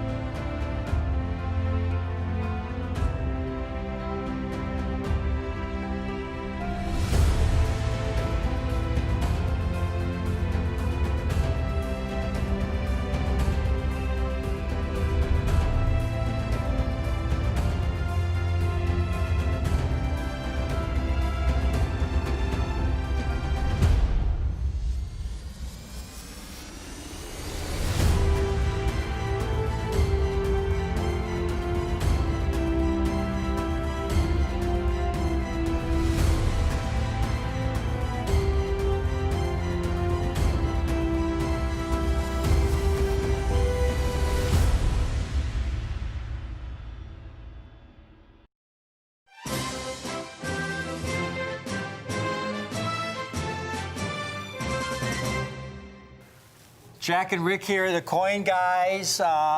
What we have, Jack, is huge. Huge as in the best we have ever handled, ever seen. This is truly extraordinary. This is something, the kind of opportunity, it reminds me of the Great European Bank Hoard, which featured some incredibly rare United States gold double eagles that we're able to offer our viewers at just below market prices. Right. This, folks, is the Great American Silver Dollar Hoard. Right. And I'm sure people are wondering, but we have. That's not even a half a bag, No, Jack. this is just a small portion of the dollar hoard that we are sorting through and cherry picking the best coins. Approximately 50 bags and these were uncirculated mint state silver dollars. This is it's the greatest hoard of uncirculated Morgan and Peace dollars that Jack and I have ever seen or handled in our lifetime. Again, approximately 50 bags, folks. You know, this is one of the great silver dollar hoards in the history of U.S. numismatics. Bags and bags and bags put away for decades and decades and decades of uncirculated. I have to stress that. They're uncirculated. They're never been in circulation. Exactly. These aren't your typical circulated, low-grade, slick Morgan dollars, Peace dollars. And we're going to show you the difference in just a few minutes. But there are mixed dates, all struck between 1878 to 1935. 1935 was the last year of the Peace Dollar series. Right, correct. Jack, I do believe that, you know, you and I, we work so hard, harder than any other coin team, I believe, in the country, to be able to find these most extraordinary, once-in-a-lifetime, rare coin finds for our viewers, you folks watching, and to be able to offer them at the lowest possible collector-friendly prices. As a collector, you and I are both collectors at heart. Absolutely. Oh, yeah. There is nothing more exciting and satisfying than knowing that we have a rare coin find that quite often represents a truly once-in-a-lifetime opportunity for our viewers. Right, right. And in all my years, I worked at Stax, Rare Coins in New York, the oldest auction house, the numismatic coin company in the country. Never did we have a hoard of brilliant uncirculated silver dollars like this. Jack, you just mentioned Stax Auction House. Now, folks, you need to know a little bit about Stax Auction House. It's the oldest, most established rare coin auction house in the country, Jack. Right. You were a buyer at Stax for almost a decade. Oh yeah, I worked in the counter there for over 7 years.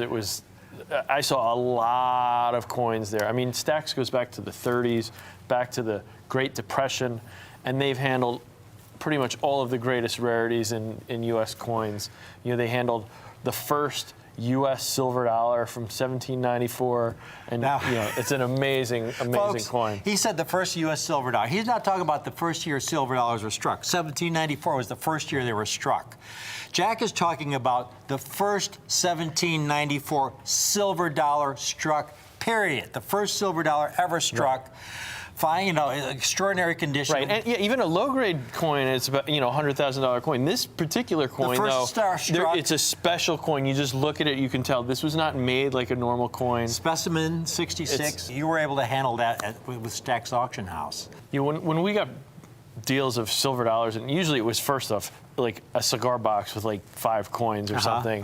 And once in a while, if we did get lucky enough where someone came in with a bag, a large quantity, those coins were circulated. They weren't uncirculated coins like we have here. They were just worn coins that people saved after they had been used in commerce for decades.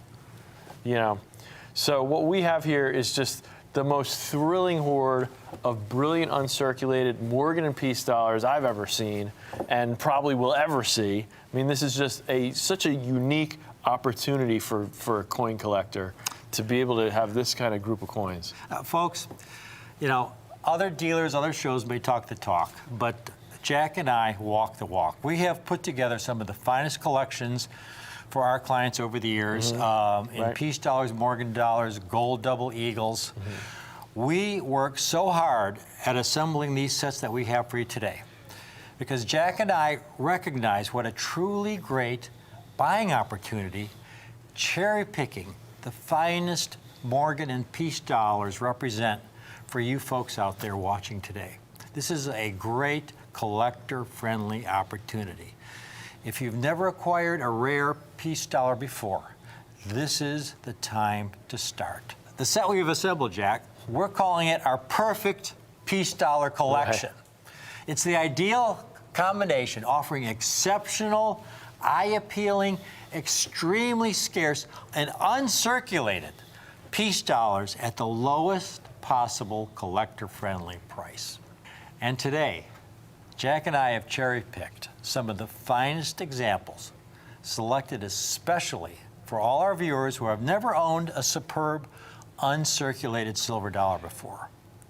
This is that moment in time to start collecting these coins, because not only have we selected some great high-quality examples of some great dates, but we have them again at a great collector-friendly price. Right. Please take a look at the first coin we are offering that Jack and I have selected for you folks in this collection. The coin we have here is the 1923 Philadelphia P-Mint. And you can see these are just beautiful coins. Stunning. Boy, look. Look at that luster. We're getting a close-up on this. Is a brilliant uncirculated, folks, and that is so important because Morgan and Peace dollars are all about condition rarity. Look at this coin. It looks like it was just struck. That's stunning. Yeah, you have to understand, folks, these coins were struck. They were dumped into bins. One coin would fall on top of another. They all have a lot of bag marks, almost all of them anyway. From the bin, they go through coin counting machines, and then they're dumped into bags. They were thrown on the trains across the country. Right. To survive an uncirculated condition is so unique. No, it's a minor miracle. And usually they're very heavily bag marked. Right. here's some peace dollars, Jack. I went into a local coin shop that I bought, and most people probably have peace dollars or Morgan dollars in their home. Right, but right. like you say, they're almost always circulated. For example, this is happens to be a rare date. In uncirculated condition, this coin is worth thousands and thousands of dollars. 1934. Struck at San Francisco, But this particular coin is far from uncirculated. Yes, this is very heavily circulated, and this is how most of your peace very dollars. fine or so, maybe. Yeah. Here's another example. 1926. Now, Jack, though, even if they're uncirculated, they're again usually heavily bag marked. Right. Here's, folks. I have your typical uncirculated 1923p. Now, before the show, I cracked this holder around the edges. You can see it's all broken around the edges, so I'll be able to remove the top. You have to use a hammer. NGC is pretty. These holders are not easy to open. You have to whack you have it to really damage hard them pretty seriously. to get it. These are airtight holders. By the way, these holders that you see by NGC, they're state-of-the-art holders. These are the holders the Smithsonian uses for their collection. So anyhow, you can see at the top there, it's graded at mint state. It's a mint state 60. But it's a low, it's a mint state 60. I'm going to take the top now that I broke apart so I could remove it. We could zoom in and you could see the typical bag-marked uncirculated peace dollar. And you could see all the marks over the surface of the coin and the face, just myriad marks all over the surface, just through the process of minting the coin. Right. They're struck, dumped into bins, go through coin counting machines, sorted, thrown into counted. bags. Exactly. Oh, yeah, And so even though it's never been in circulation, it has a lot of marks on it. And those mint bags are heavy. I mean, you have to imagine this coin is in a bag of 1,000 coins. Very heavy. It's about 55, 60 pounds of coins. And when they're moving these on trains into banks and stuff, these guys are not tenderly putting them. They're tossing them and dropping them, and they're just banging against each other. Now, we're talking about condition rarity. Right. There are two kinds of rarity when we're talking about rare coins, folks. First of all, there's coins with absolute rarity. Right. One of the most famous coins, 1913 Liberty Nickel. Right, very famous. They only coin, struck 5 in proof. Right. So even if you own the lowest grade example of the 5, it's worth millions of dollars. Millions of dollars. Oh, yes. Even though it's the lowest grade, because it's rare in any condition. Morgan dollars and peace dollars were struck in the hundreds of millions. Most of them that are circulated, like these coins here, I was able to pick them up at the coin shop for $35, $40. But to get them in uncirculated condition, this is where they become really rare. Here's a chart showing the total number of peace dollars struck through the entire series. Peace dollars were struck from 1921 to 1935. Over 24 different dates and mint marks. Over the entire series, they struck about 190 million coins. But of those, only 1.3 million have been certified in uncirculated mint state condition. That's less than 1%. Right. That is what's called condition rarity. Less than 1%, folks. That's why when you look at the values of uncirculated peace dollars over the last many years, here's a chart that compares the price of bullion to the price of uncirculated peace dollars. Now, Jack and I have never promoted bullion on our show. I mean, I remember a lot of shows would talk about bullion. I remember back in 2012 when silver bullion was around $32 an ounce. They were telling their clients to back up the truck because all these experts were predicting silver would be worth $100, $200 an ounce by the end of the year, or by the year after. I mean, these experts, to me, they were like the proverbial broken clock. They were, they were right twice a day. You never heard about all their lousy predictions, like the fact that when you look on that chart, right now, silver's around $18 an ounce. Right. So all those people that back the truck up, they're really in the hole. On the other hand, we have talked about uncirculated Morgan dollars and peace dollars. Right. When you look on the chart, back in 2012, a complete uncirculated set of peace dollars, and just lowest grade mint state 60, was around $4,000. And here we are, while silver has gone down in value, almost 50%, to where it was. Right. The price of an uncirculated Mint State 60 piece dollar set has increased in value dramatically because of the condition rarity. Right. They're not minting or mining new uncirculated piece dollars. They were last struck in 1935. What there was, what they struck is all there is. So when we came across this hoard that had been put away for decades and decades and decades, and today we get to pass our good fortune on to you. The first coin we have in this set, the 1923p. Here's one comp I was able to find, Jack. This is not even truly uncirculated. Oh, it's clean. It's that's a damaged coin. This is a PNG dealer, folks. PNG dealer, and it's a fair price. MS-60, but it's cleaned, details. In other words, the coin is some kind of abrasive has been used on the coin to scratch the surface, so it's not even a gradable coin, really. Right. And yet that coin is at $65. Take a look at these 23Ps we have for you today, folks. We've got these 23Ps. You take a look at these. If you want one example, call in now. We've got 6 different piece dollar dates in total in this set, but we're starting with the 23P because this is the most common date in the set. It's the most common piece dollar, but in an uncirculated condition, it's a scarce coin. We've got these coins for only $49 a coin for the 1923P cherry-picked by Jack and I. Hand-selected, choice, brilliant, uncirculated condition. $49 a coin. If you've never bought a Morgan dollar or piece dollar before, this is the perfect time to start, to get a brilliant, uncirculated example. Not a circulated piece. Right. Again, I've seen shows where they show silver dollars and they're circulated. Most piece dollars are circulated. I mean, these are coins that are virtually 100 years old now, and they look like they're brand new. Exactly. And they're not. They're almost 100 years old. And it's only $49, folks. Yeah. Now, here's where it gets even better.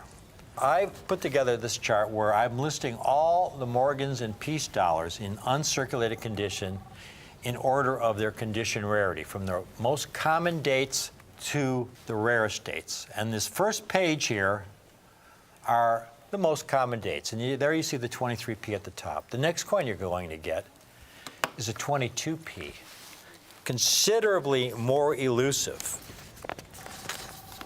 than the 1923P. We pulled a couple comps for the 1922P here, Jack. There's an MS-61, kind of some toning that doesn't look so attractive. MS-61 for $500.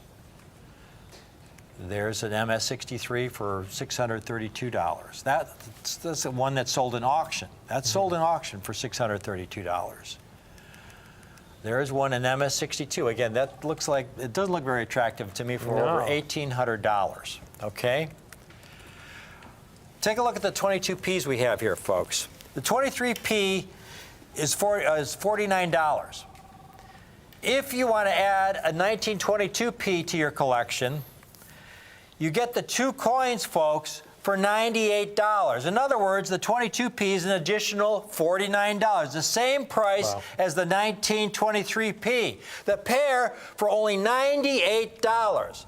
If your coin budget is only $100 a month, this is the perfect place to start. A beautiful, brilliant, uncirculated 1923P, and then the next coin, the 1922P. And now, Jack, this is where it gets even better, because you look on that page. Right. The third coin we have is the 1925P, and it's considerably rarer. Much rarer. About 6 times rarer than the 1923P. Only around 55,000 examples certified in uncirculated mint state condition. Extremely elusive. You take a look at the 25P we have that we are including in this set.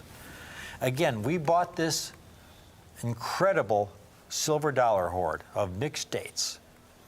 And when we get good fortune that comes our way, there's nothing we enjoy more than passing that opportunity on to you. So it's not 6 times as much money. It's not 6 times. It's not 6 should times. be. It's not 3 times. It's not double as the price. In fact, folks, you get all 3 coins for $147. In other words, it's the same price as the previous 2 pieces. Right. $49 for all 3 coins. $49 each. $147 for the 3 coin set. It really doesn't get any better than that.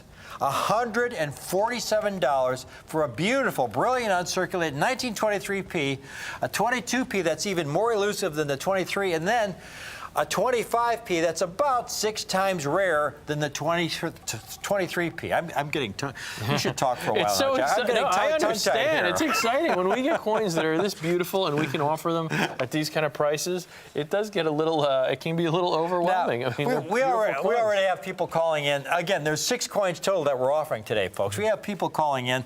We've Jack. We have some open lines, but I understand we've already had some people ordering the complete 6-coin set. They haven't even seen the other 3 coins yet.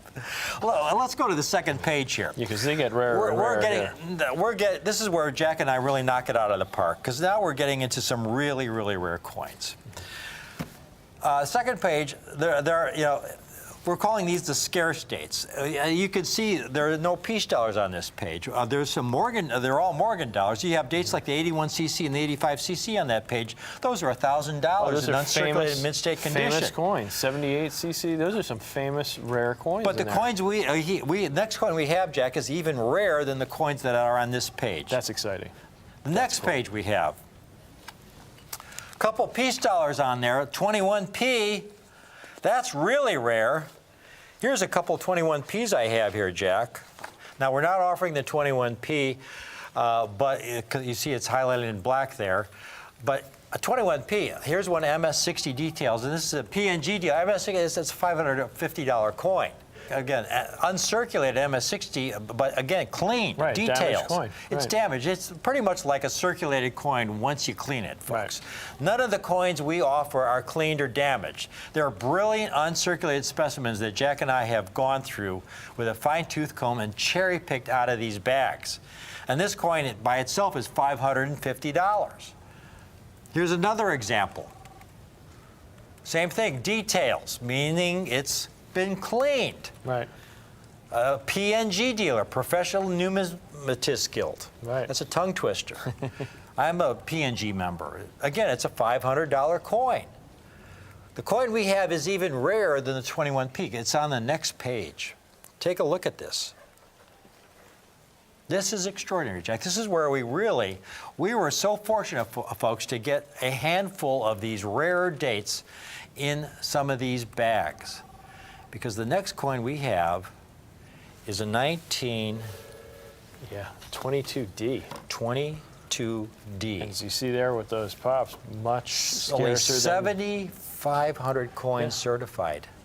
There are coins on this page, folks, in mint state condition that are $1,000, $2,000 or more. Yeah, easily. Take a look at the 22D we have. This is the 4th coin in the set. The 4-coin set with the 22D is $259. That's all 4 coins, not just for the 22D. That's all 4 coins. 1922D. Now the mint mark on these peace dollars is fascinating. Yeah. The mint mark on the reverse, when you turn it over, it looks like they use the same mint mark for the Mercury dimes. it's very It's small. tiny. It's just there below the word 1, just above the eagle's feather, tail feather there.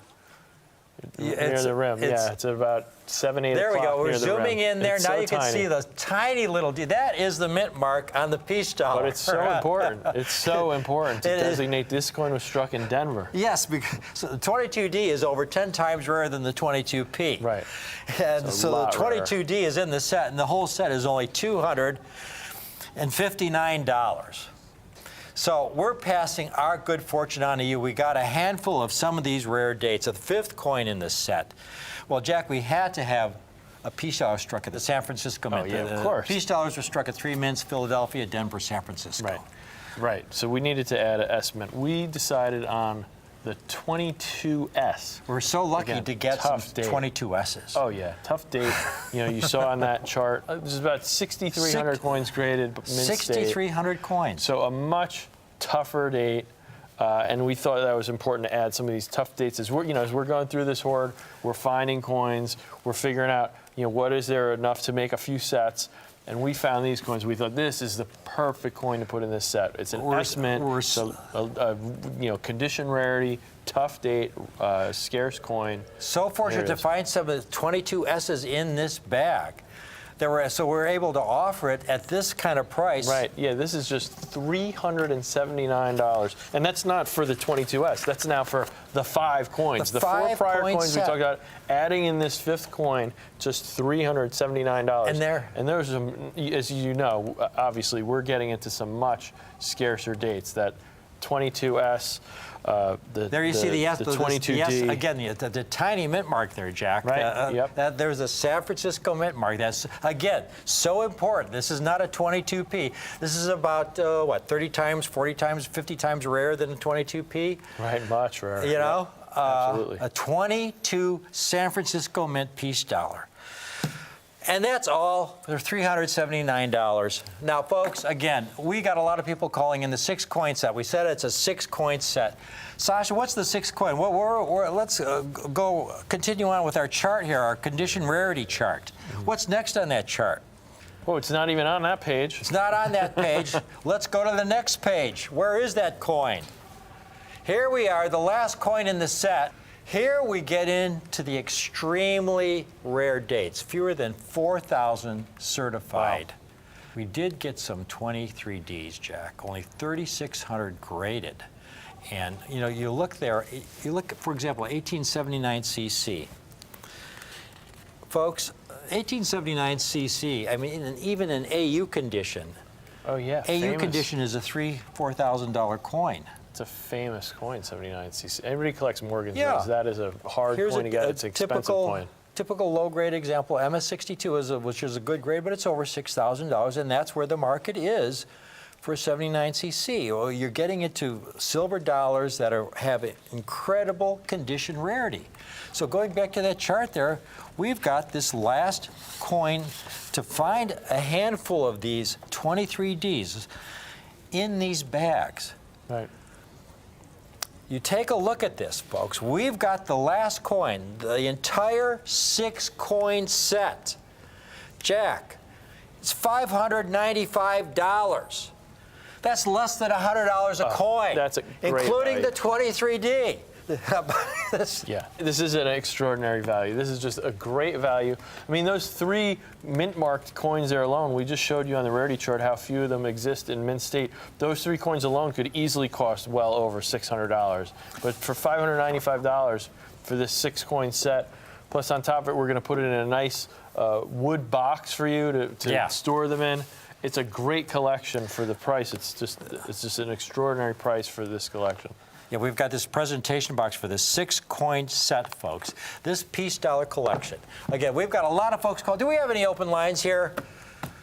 2 open lines. Jack, we are not doing our job here. We shouldn't have any open lines for this. Right. Folks, well, let me just circle back a little bit. Let's make sure they understand just how rare these coins I've handled are. some of the finest silver dollar collections. I've assembled some of the finest. Absolutely. My clients have gotten awards for some of the. Right. Sasha, where is that plaque for one of my clients? For the finest known Morgan dollar collection in 2006. Right. I have clients who have some of the finest known silver dollar collections. That was the #1 set on the NGC registry. And here we have some extraordinary piece dollars, a horde of piece dollars and Morgan dollars, the likes of which I have never handled. You never handled in your years at Stax. Right. We were really fortunate, and the nice thing is we're able to assemble this in such a way that even if your budget is only $100, we're starting with the 1923p because that was the coin that was the most common in these bags. Right. We're able to offer the 23p's for only $49 a coin. Right. And if you want to get more than one 23p, you can get more than one. You can get 10 or 20 if you want, and they're $49 a coin. But then if you want to build a set, the second coin we have is a tougher coin, considerably more difficult, the 22p, but we're able to offer the pair for only $98. In other words, an additional $49. An additional, same price as the 23p. But then this is where we start really, I mean, this is a triple right here. If you can afford 3 examples For $147, we're including the 1925p, which is about 6 times rarer than the 23p. And here's where you're getting to some really scarce coins in uncirculated mint state condition. But then this is where we really knock it out of the park, because the fourth coin is the very scarce 1922D. In fact, on my rarity chart, it's a rare date. Only 7,541 examples certified in mint state condition by NGC. And we've got this 22D included in the set, all 4 coins, for only $259.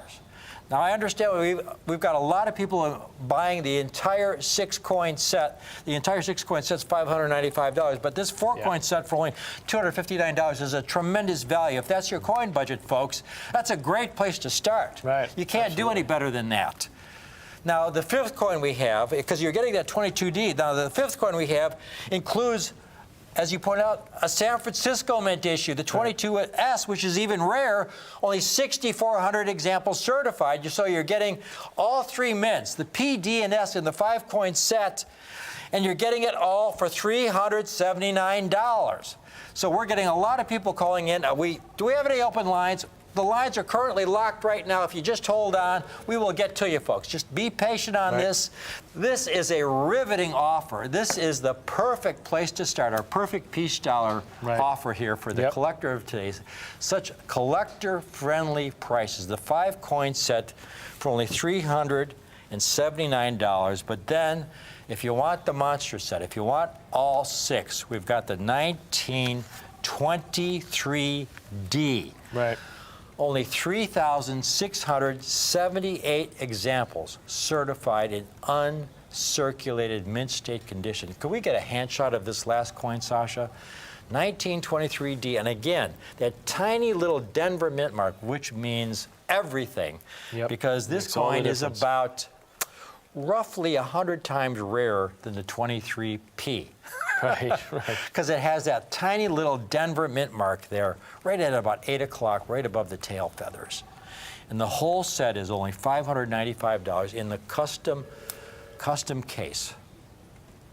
This is the kind of set, folks, this is the kind of set that Jack and I specialize in, offering you coins with tremendous future potential, coins that offer tremendous eye appeal, quality, and rarity. And you're getting this entire 6-coin set for only $595, less than $100 a coin. Yeah, I could easily see a few of these coins individually selling for that much money. I mean, we talked about, again, some of the rarest Morgan dollars, like the 1893S. In just mint state 60, AU examples are $50,000, $70,000, $80,000. The lowest mint state examples are over $100,000. And here we've got some really tough peace dollars, the entire set for $595, with tremendous, tremendous condition rarity, tremendous eye appeal. Right. Yeah, the beautiful coins, stunning. These are our selections from this great American silver dollar hoard, an extraordinary hoard of approximately 50 bags of mixed dates Morgan and Peace dollars that Jack and I have cherry-picked, because again, these are really choicer examples from these bags. And we were so fortunate to get some rare dates in these bags that we've been able to include in these sets at such collector-friendly prices. Again, these are not your circulated peace dollars. No, these are not these worn out so coins. Important. These are not these worn out coins. They're uncirculated. These are uncirculated coins. Like here, I'm just pulling coins out of the bag, and we cherry picked, but we almost didn't have to. We're very careful. These bags were well taken care of. Like, look, I just pulled this right out of this bag. I mean, these are the kind of coins that we're finding. These bags were put away for decades and decades and decades, folks. Remember, the last peace dollars were struck in 1935. Some of these coins were put away in the 1930s. Okay, this is a long, long, old collection passed down through generations from the family where they had these peace dollars. It's extraordinary. It's the great American silver dollar hoard that we have here on Rick's U.S. Coin Show. So in closing, this is the finest group of silver dollars we've ever handled. Right. It's extraordinary. I hope you can get at least one coin, that 23p, for $49 in Right. brilliant uncirculated condition. If you can swing the entire set, folks, Yeah. please do so. Oh, yeah. From the Coin Guys, I'm Rick. I'm Jack. Hey, thank you for watching. to be here. But please stay tuned. Please stay tuned, because you never know what we're going to come up with next.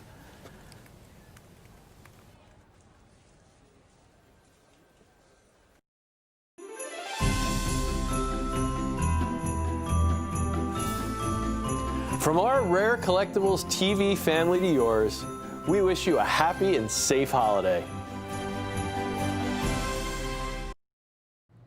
When I was a kid growing up, Ike was president, the 34th president of the United States of America.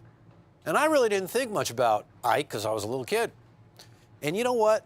I think most people thought Ike was so beloved because he is the man who won World War II for the United States of America and really the world, because he was the five-star general in charge of the D-Day landing on the beaches of Normandy, France, that began the invasion of Europe and subsequently of Germany to end World War II. You know who else really paid attention at that time to Ike? Frank Gasparo. Now, Frank Gasparo worked at the U.S. Mint. Frank Gasparo is responsible for the Ike dollar.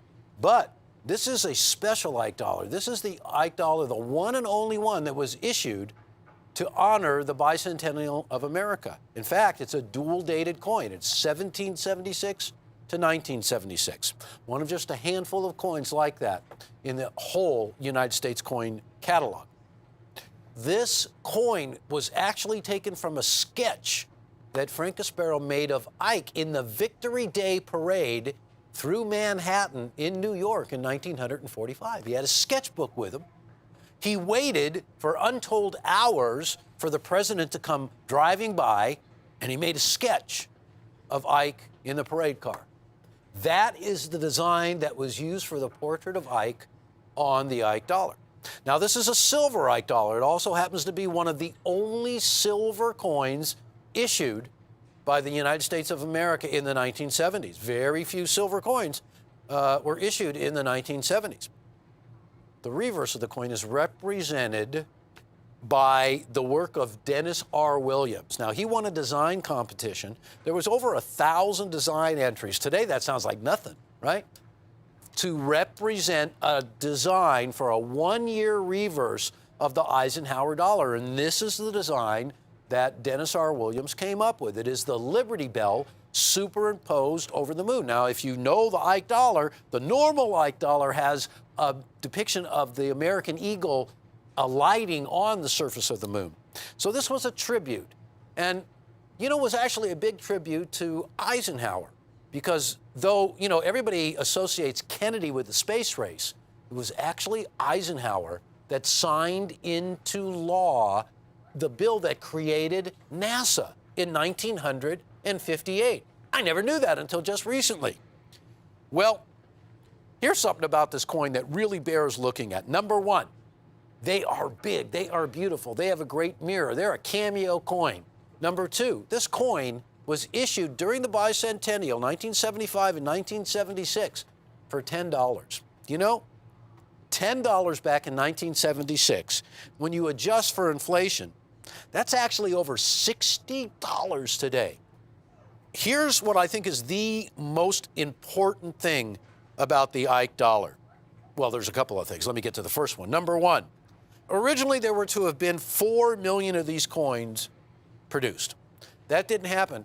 Instead, 3.2 million, as it says here, were distributed, means that they were ordered by individual collectors, by the way, and sold through the United States Mint. And back then, you had to call the mint up or you had to correspond in writing. There wasn't any internet.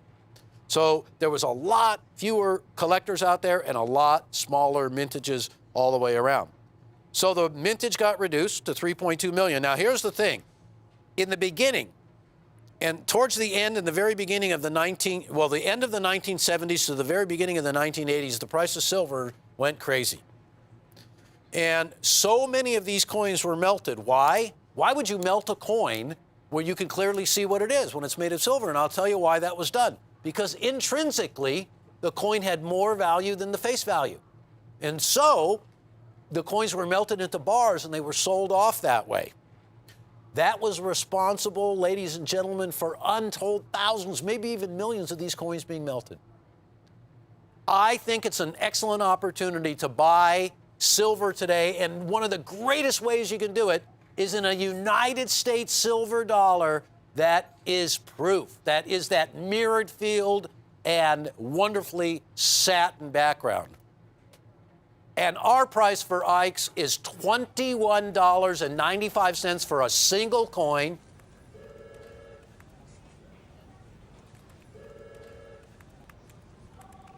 Here's a special deal, a roll of 10. That's a half a banker's roll at $19.90 each. That's $199 for the roll of 10.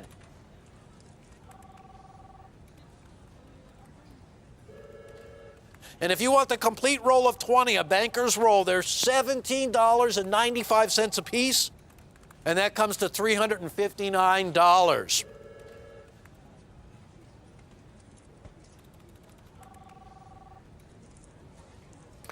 And I want to make sure I haven't left anything out here. Let's always remember that Ike had such a connection to us landing on the moon because it was Ike that created NASA.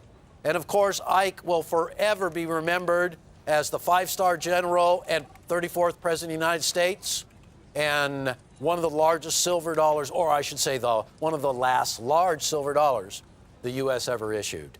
Here it is, folks, at $21.95 for a single coin, or a really big discount, a roll of 10 at $19.90 each, $1.99, and a full banker's roll of 20 at $17.95 a coin, $359. Thanks for watching this Ike presentation.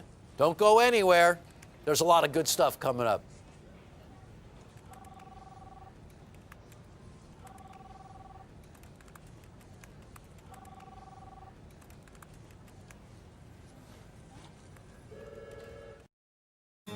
If you can't get enough of Rick's U.S. Coin Show, go to RareCollectiblesTV.com. RareCollectiblesTV.com is now streaming coin presentations 24 hours a day, 7 days a week. That's great coins all the time with Jack, James, and me. So go to RareCollectiblesTV.com and see the coin show anytime you want. Just click on the Watch TV button and enjoy the show. RareCollectiblesTV.com is where true coin collectors go. That's RareCollectiblesTV.com.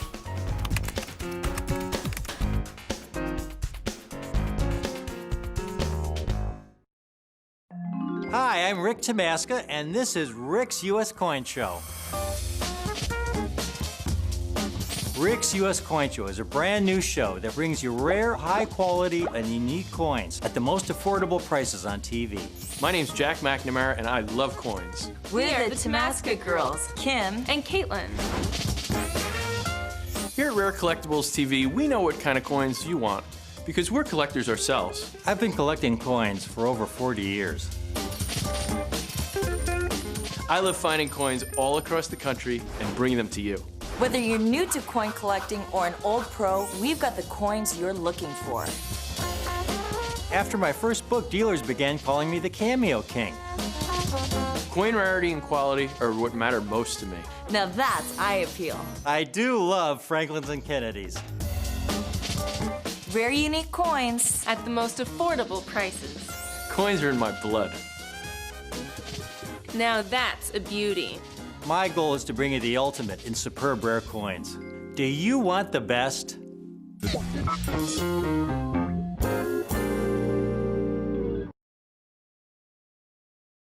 The show. My name is James Gerstel. This is Rare Collectibles TV. Folks, it is not very often that I get to bring you one of the rarest Lincoln pennies ever struck. Now, here's the thing about this coin. It is not a 1909 SVDB, which is the most famous Lincoln cent of them all for a lot of various reasons, which I'm going to tell you in a second. But a very special issue was released. in 2019. I don't know if you heard about it or not, but if you didn't and you happen to miss the occasion, it was a complete sellout. And in 2019, for the first time ever, the U.S. Mint struck a Lincoln cent at West Point. Now, this is huge news. It was a year of really special events, but there can be no more special event than the addition to the longest running American coinage series, the Lincoln penny, than this really special coin. This is a mint state. The only time the West Point Mint has ever issued a Lincoln penny. And this one is mint state, really low mintage, contains the W Mint mark. We have it in a special graded holder in one of the highest grades you can get. Now, you want to stay tuned for this because the price is just going to knock